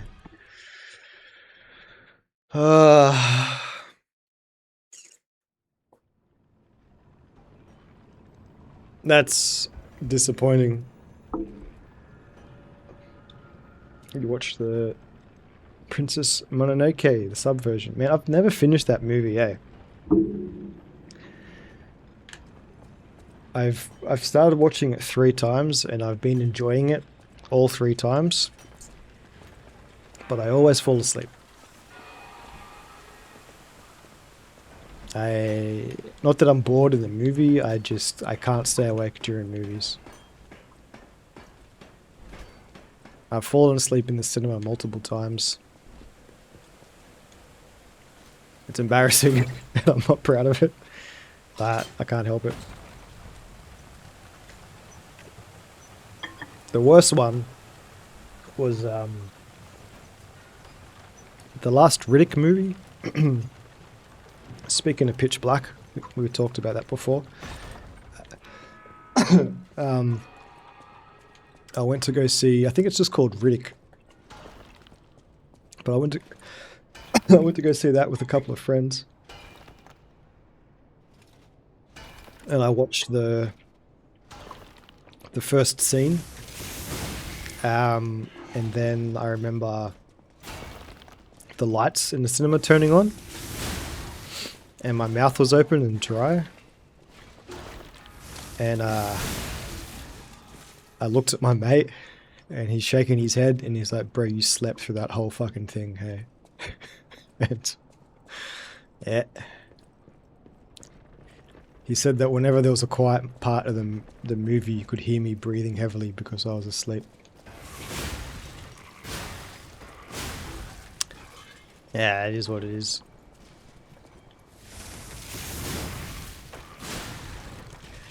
I fell asleep in The Winter Soldier. And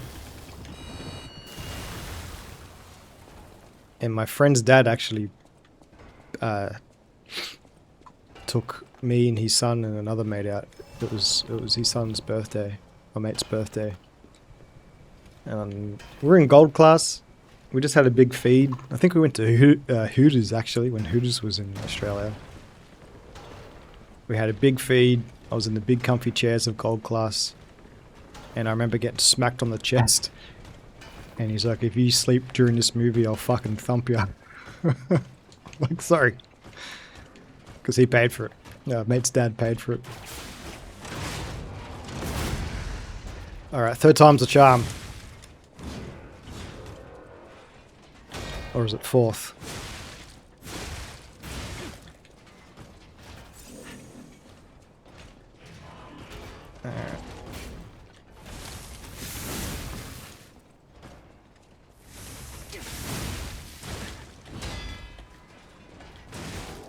Ow.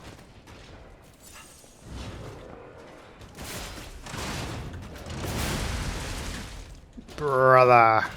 I think I need a new arm, because that attack has been getting me absolutely pumped in the DLC.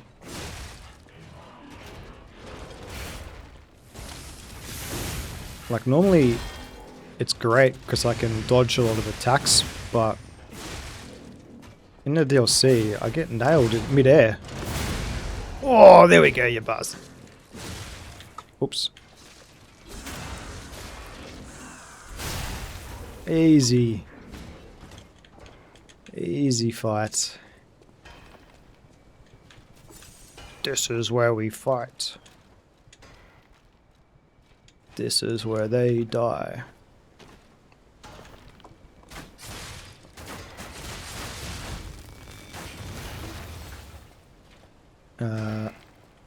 Pew. Oh my god, we did it. We fucking did it, lads. We won. Hopefully it didn't snore happen once with one of my family, but they got woken up real quick. I don't think I was snoring. I think I was just breathing heavy. I fell asleep in in Dune. But in my defense, I'd already seen Dune. Wait! I can tell from your expression this is wearing thin. I agree. But please, just listen to my tale. I beg of you. Your objections will fall by the wayside. Please. Sorry, I'm just checking the message.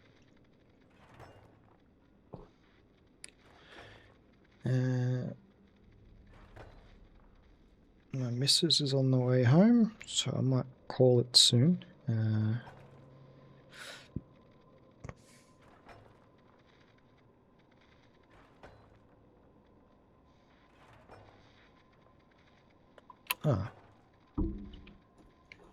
Alright. Yeah, who is this guy? Alexander. I'm an alchemist. A loaded word, I know, but I'm friendly. I promise. I'm rather well known in the barracks. Before all this happened, I was in charge of a crucial experiment. Yes, brains and charm. It's a truly incredible experiment. Its importance is incontrovertible. I just wish I could show you.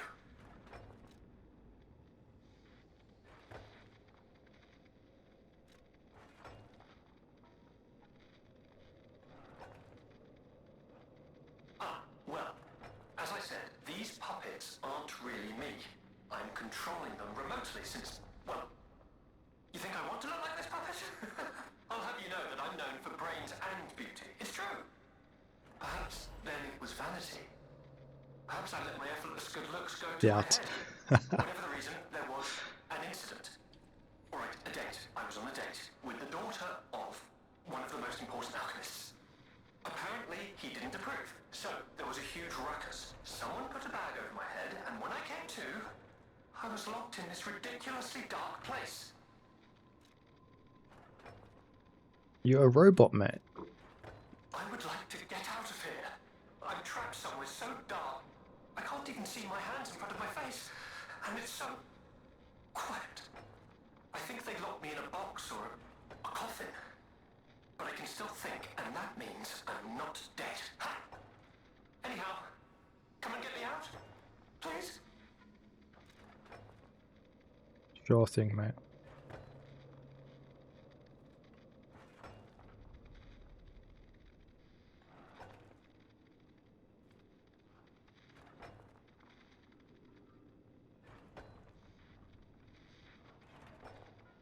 Sorry, guys. It's a busy time. Got our engagement party next month, and I'm trying to find a flat, and I'm about to start a new job, and my emails are just non-stop. That happened to me in the third Lord of the Rings movie was released in gold.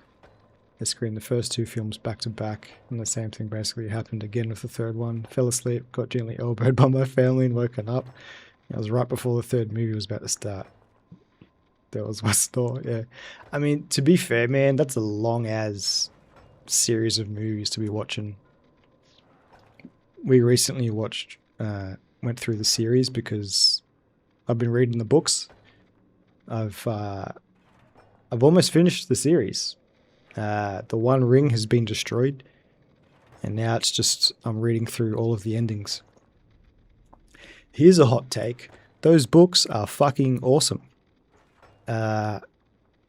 Might be some of the best stuff I've ever read, I think. For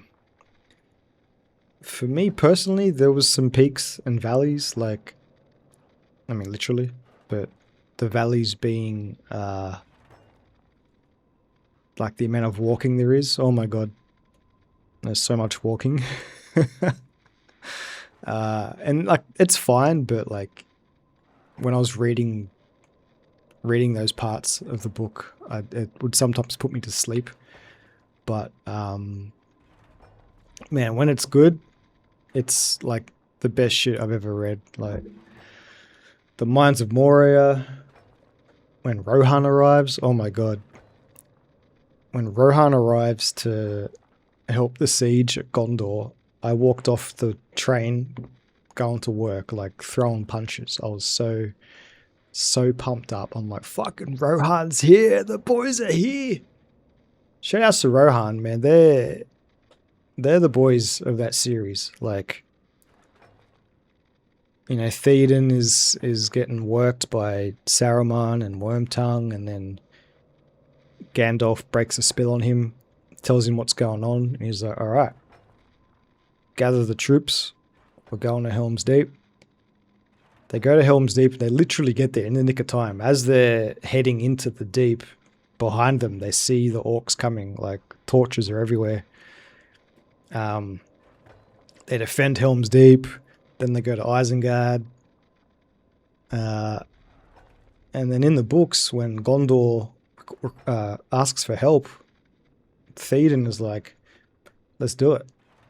Like, there's no, where was Gondor when the Westfold fell? Gondor was doing Gondor shit. Gondor was, like, punching on at Osgiliath and all of their borders. Like, everybody is punching on in that time. So there was no hesitation from Theoden. Theoden's like, let's fucking go, boys. And then they haul ass to Gondor. They make peace with, like, the hill tribesmen. And that whole chapter of the Siege of Gondor, everybody in the city is just losing hope. It's like the darkest part, I think, of the series. If not when, like, right before they destroy the ring, because, you know, everybody is kind of thinking, like, are Gondor coming? Like, are they coming to help us?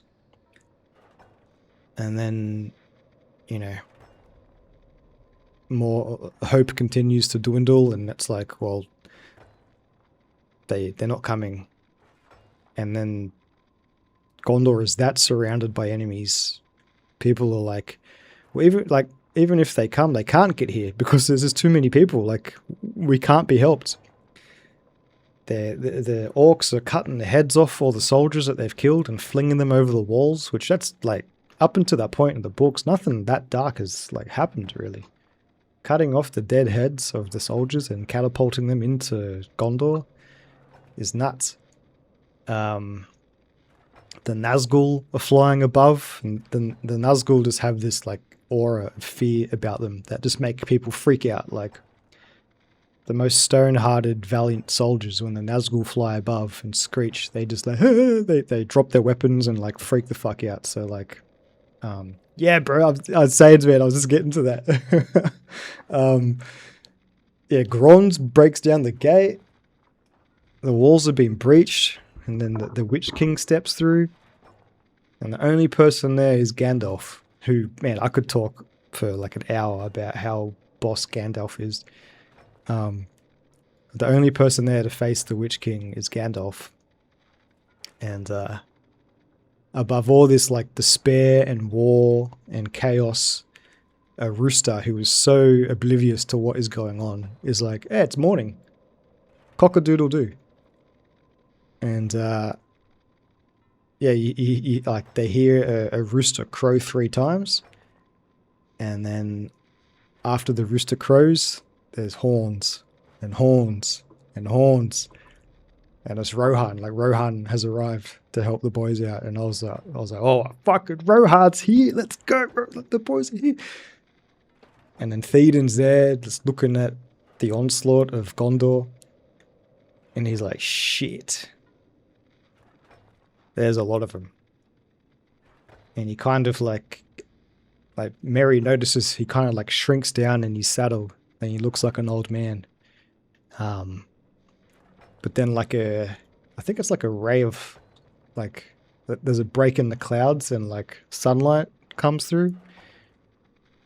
And it's like he gains his resolve and like he stands up and he's never looked more kingly. And then yeah, he gives his fucking epic speech. He's like, arise!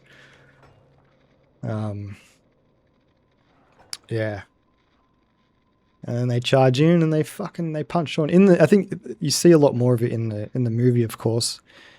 They charge in and the movie does such a good job. Like, I watched it recently and just like the soundtrack to go along with with that battle when they're charging in and the violins start playing, and the orcs are returning fire with the arrows. Not one person like tries to block an arrow. They're just charging that hard, and you see all their arrows like land. And yeah, they crash through. And then the elephants arrive, and it's like, fucking man, Rohan is just amongst it. Like, respect to them. Like, they were there. Like, they had their epic battles at the Hornburg and Helm's Deep, and then they arrived to save the day outside Gondor.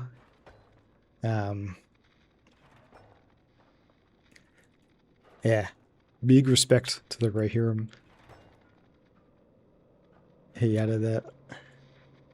Yeah, the actor that plays Theoden, it was his idea to ride down the line with his sword, like touching everybody's spears, paws.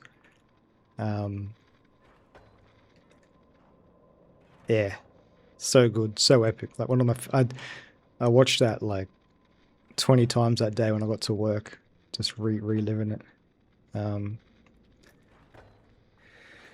Yeah, and then last week I read The Ring finally getting destroyed, and it sounds like lame, but I walked off the train again being like, oh my god, they fucking did it. They destroyed the ring. Like, it's done. Like,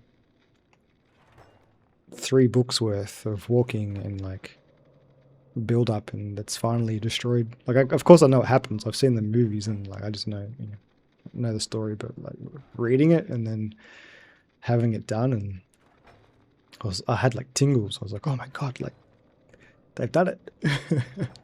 Yeah, exactly. It's like it's finally done it. Like this, huge journey that they've been on. They've completed it. This whole guide my savior using a series of available puppets plan, but I know you'll still come and save me. Yeah, and now like I'm just reading everybody's left Gondor and they're heading to Rohan. They're giving like Frodo and Theoden a honor escort back to Edoras, I think it's called. But yeah, also Faramir. Faramir's a boss. Like, he's so smart and clever in the books. Like, he meets Frodo and Sam, and just through like a string of cleverly crafted questions and listening to how Sam replies, he puts 2 and 2 together about what's going on. Like, he reads between the lines so well. And they kind of take one of his lines out of context.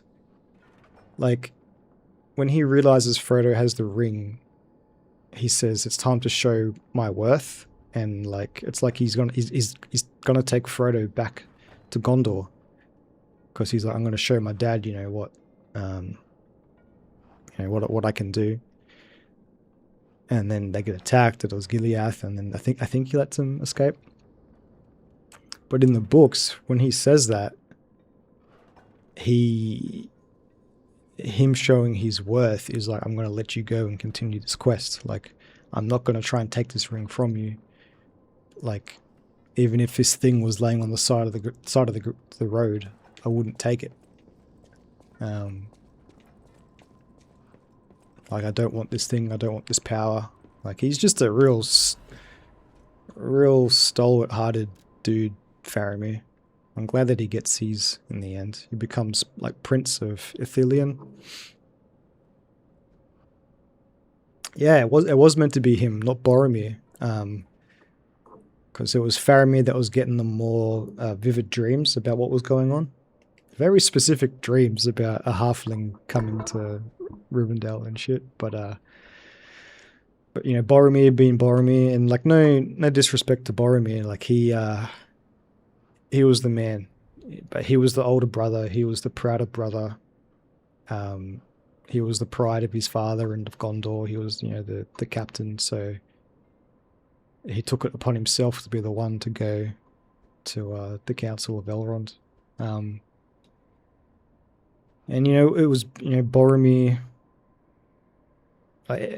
Everybody who hung out with the ring long enough was going to get corrupted by it. It's just a the way hobbits work, that they were able to resist the lure of it for so long. But Boromir wanted the ring to do, in his mind, good things and save Gondor, because Gondor was in need of help.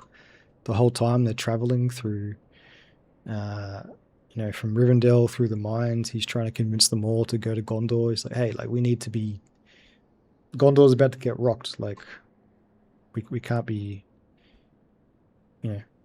too patient about what's going on. And it was Frodo seeing Boromir kind of slip and get corrupted by it that gave him the resolve to be like, all right, I'm just going by myself. Fuck this. Because they're umming and ahhing. They're like, do we go to Gondor, or do we go straight towards Mordor? And they were like umming and ahhing down the whole river ride, and at that point it was Frodo. If it wasn't for Boromir, Frodo mightn't have got the resolve to be like, all right, I'm out of here. And the crazy thing is, like, Frodo and Sam go through that for most of the journey thinking that Gandalf is dead, because the last time they saw him, he fell in Moria. And then when they also meet up with Faramir, they hear that Boromir's died. And then they're like, well, what happened to the rest of the Fellowship? Like, they think that something bad's happened to them too. Like, Aragorn straight up tells Gandalf, he's like, hey, if you go into the mines, bad shit's going to happen to you, bro. Like, even Aragorn was a bit mystical like that. But speaking about Aragorn and Boromir, sorry, going on a rant about Lord of the Rings. The Mines of Moria it's like my favorite part of the whole first book. There's this slow increase of tension and dread through the whole journey through Moria, and then it just explodes into like action at the end there. But the two main 2.5 takeaways I have is when all hell is broken loose and they're getting chased by the Balrog and they're getting chased by all the orcs. They run across the bridge of the Khazad-dûm or something. They run across that single file bridge, and Boromir turns and blows his war horn, and it makes all of their pursuers, including the Balrog, just stop for a second and like take a pause, and then like they chase, but like Boromir, the Mad Dog, was just like, brrr, and that was like, oh fuck, what's that? And it was like, I just thought that was such a cool, like, badass moment of Boromir, like him turning around, blowing the horn, and it's so it's what's the word I'm trying to think of? Not foreboding, but like it's so like kind of scares them off. I can't think of the word I'm trying to think of. It's so intimidating that it stops a Balrog for a second. A fucking Balrog. And when Gandalf falls, this is the half point I wanted to make. When Gandalf says, fly ye fools, he's not hanging on the edge of the cliff. He's already fallen, and he's falling.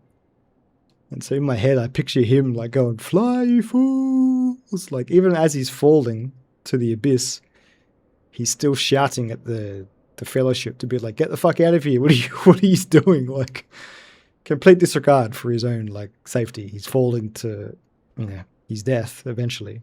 Wow. He punches on for, like, I think he fights the Balrog for, like, days upon days. And then the second main point I wanted to make was Gandalf goes over the edge, and they've lost their leader. Like, Gandalf was their dude. He led them through the whole Mines of Moria. Gandalf is the company leader. He's the party leader.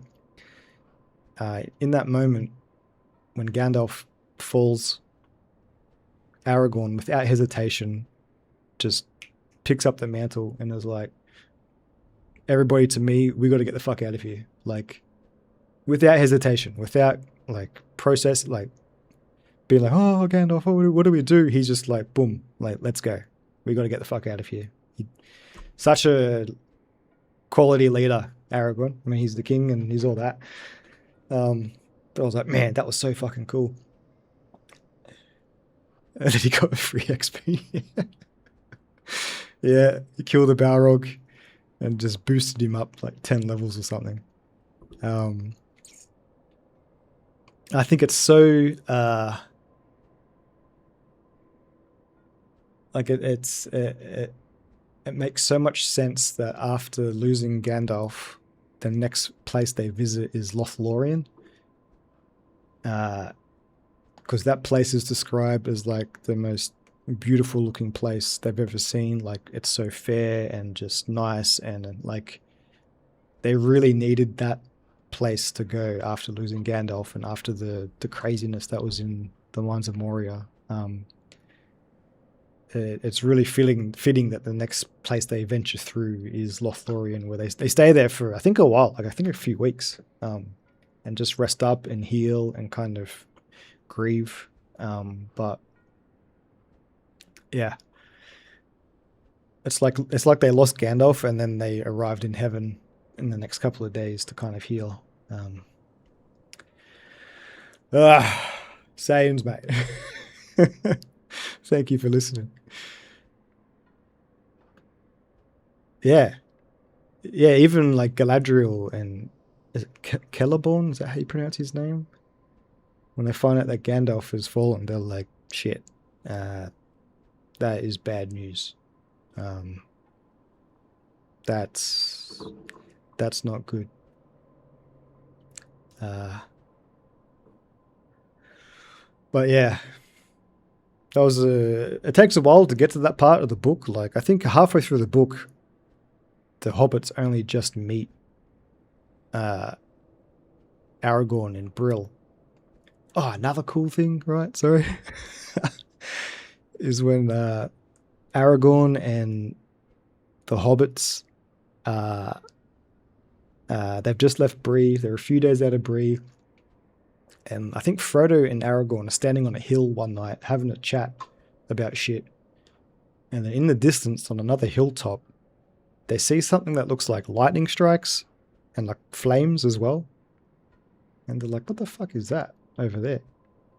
And then in a few days' time, they get there and they find out that was Gandalf at Weathertop punching on with all of the Nazgul by himself. Like, I love that shit. I love when, like, you see something in the distance, or you see something, and you're like, what's that? And then so much of Gandalf's power is tell, don't show. Like, you don't see him punch on with the Balrog. You don't see him fight all the Nazgul at once. But yeah, I thought that was so dope. Do you remember Tom Bombadil? Yeah. He's an enigma, that guy. Yeah. Tom Bombadil and Marigold. His missus. She's like a water sprite or something. Forest sprite. I reckon I could take on all the Nazgul at once. You could, mate. I believe it. Polymorph 1, Frost Nova another, Pompyro another. I reckon you're paying $1.20 to take on all the Nazgul.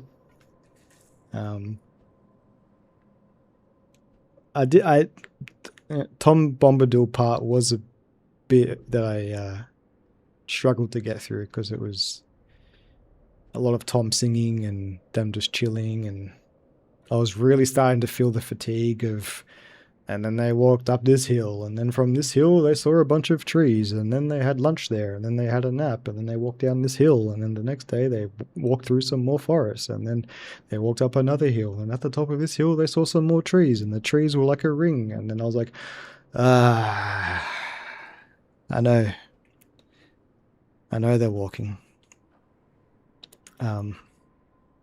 Yeah, that's been like that was the hardest part of me to get through, was just the walking. It's probably just because my brain's wired like that. And they spend a lot of time, both at the start of Lord of the Rings and The Hobbit, just focusing on hobbits. But I think a lot of that is to juxtapose. I think a lot of that is to compare where they end up. So you have like perfect, picturesque Hobbiton, the Shire, to fucking Mordor and Mount Doom. It's like, well, look at these little guys, and now they're doing this shit. But yeah, good series, man. Two Towers literally hits the ground running. Like Aragorn and Gimli and like Legolas come back. Boromir is, he's been Boromired, pumped full of arrows, and then they were still umming and ahhing, like, do we go try and chase Frodo, or do we go to Gondor? Merry and Pippin have just been taken by the orcs, the Uruk-hai. And Aragorn was like, we can't abandon our friends. Like, Merry and Pippin were with us. We have to go help them. And they just fucking run. They just run for days. Don't know how they could do that. I'd be like gassed after like 5 minutes. I'd start off strong, like, oh, yeah. Every time you start running, you're like, yeah, this isn't so bad. And then like 30 seconds later, you think you're about to die. Yeah. There we go. How long was that? How long did I talk about Lord of the Rings for? Us dwarves are natural sprinters. Yeah. Oh, Gimli. I like the dynamic between Gimli and Legolas. It's not too deep, but like whenever they rock up to a place, Gimli like froths about how good the stonework is, and then Legolas is like, oh, I could plant a nice garden here. Like Gimli's all about rocks and Legolas is all about the woods. They run for 4 days, yeah. That's crazy. But I think they have the Lembas spread at that point too, and that gives them like a bit of a boost as well. Apparently, the hungrier and more fatigued you are, like the more reliant you are on Lembas spread, the more potent and powerful it is.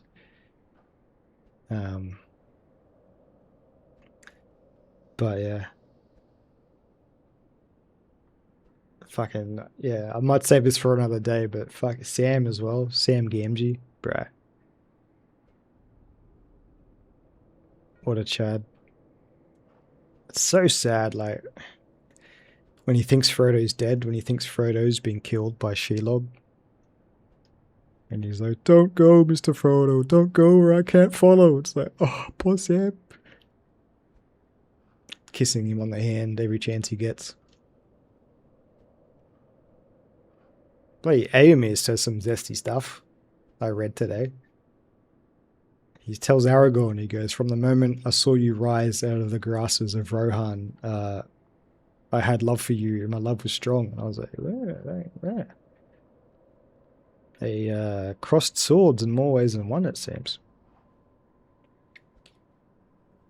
Whatever happens on the battlefield stays on the battlefield. Anyway, that's my rant about Lord of the Rings. I'll probably do it again one day because that shit's awesome. All right, what was I doing in this video game? Krat Mysteries: The Spider Cave Puppet. The Spider Cave Puppet is an urban legend from the time when humans and puppets worked side by side in the Ergo mines. It tells of a misfit miner who harassed puppets by labeling them with truly horrible names. He had particular fondness for the puppet he called Rockhead.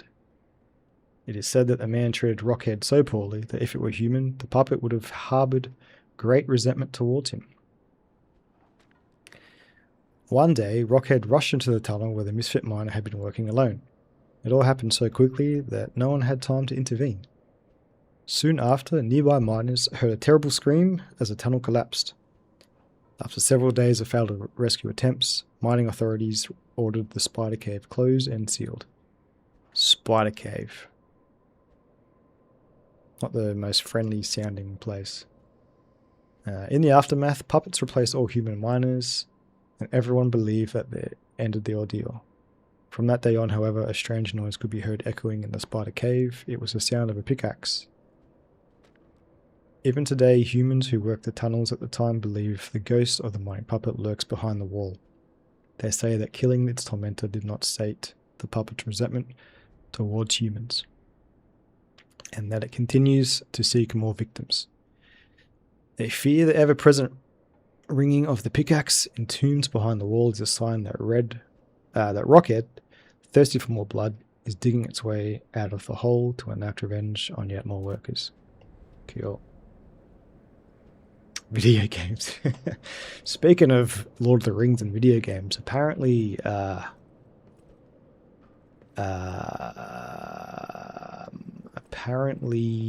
guys that made Kingdom Come Deliverance are also making a Lord of the Rings game. Can you believe it? I haven't played Kingdom Come Deliverance, but I own the first one, and I've heard it's really good. A buddy of mine has absolutely frothed the first two games. Oh, we're here. Shortcuts. Well, that's handy.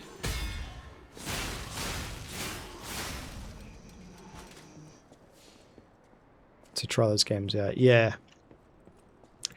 When I get into when I want like a real slow, immersive RPG to get into, I'll give it a crack. I heard it's the kind of game where you can just run around and pick herbs, and in doing so increases your... What, we're going down?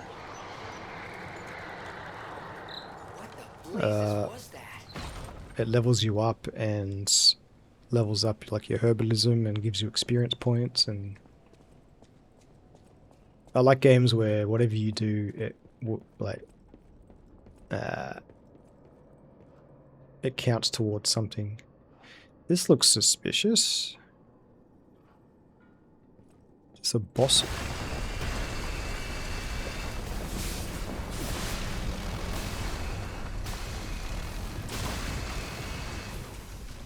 Suspicious indeed. Ow.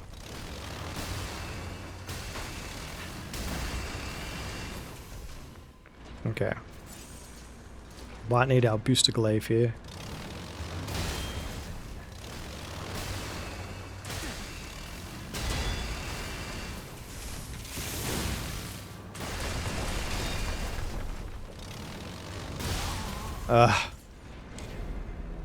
It turns my head.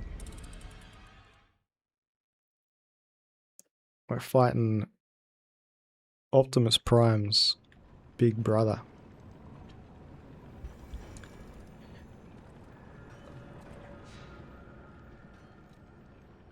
Granddaddy.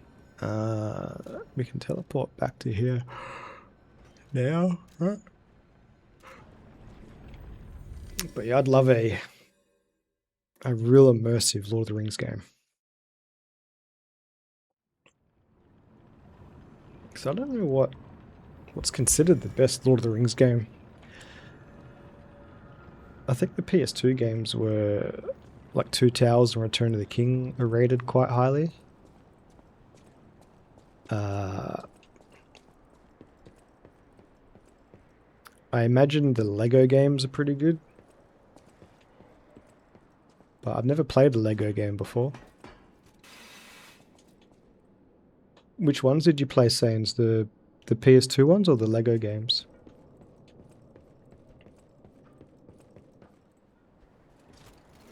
Probably PS2, right? All of them.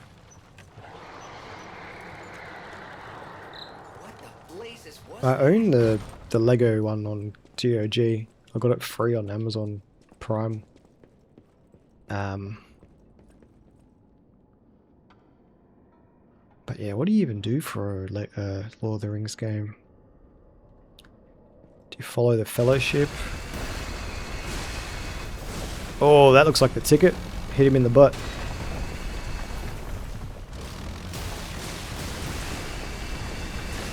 Okay, he's got butt protection.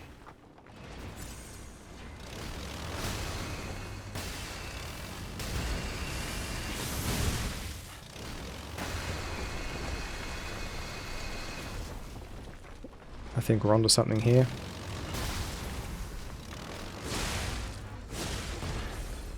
There we go. Whoops.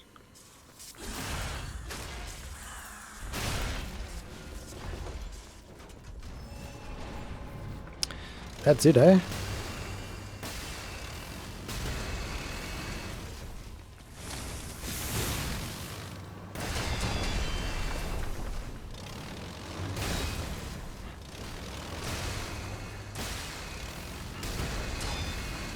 No, I'd like to heal, please.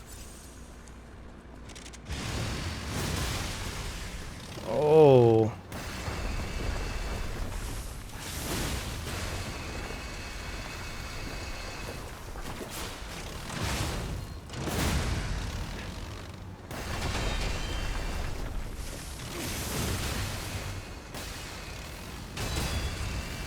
Oh, please.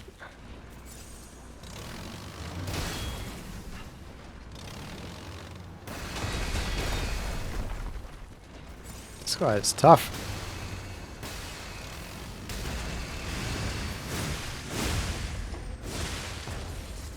There we go.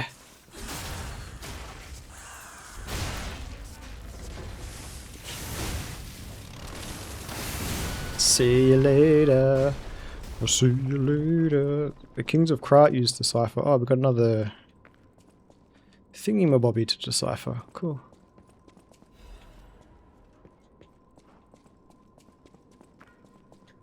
Alright, well, I think we might wind it down soon. My missus is home very soon. Rosora needs Ergo. We got a creepy little lady here. We found a stargazer. I think this is a perfect place to call it.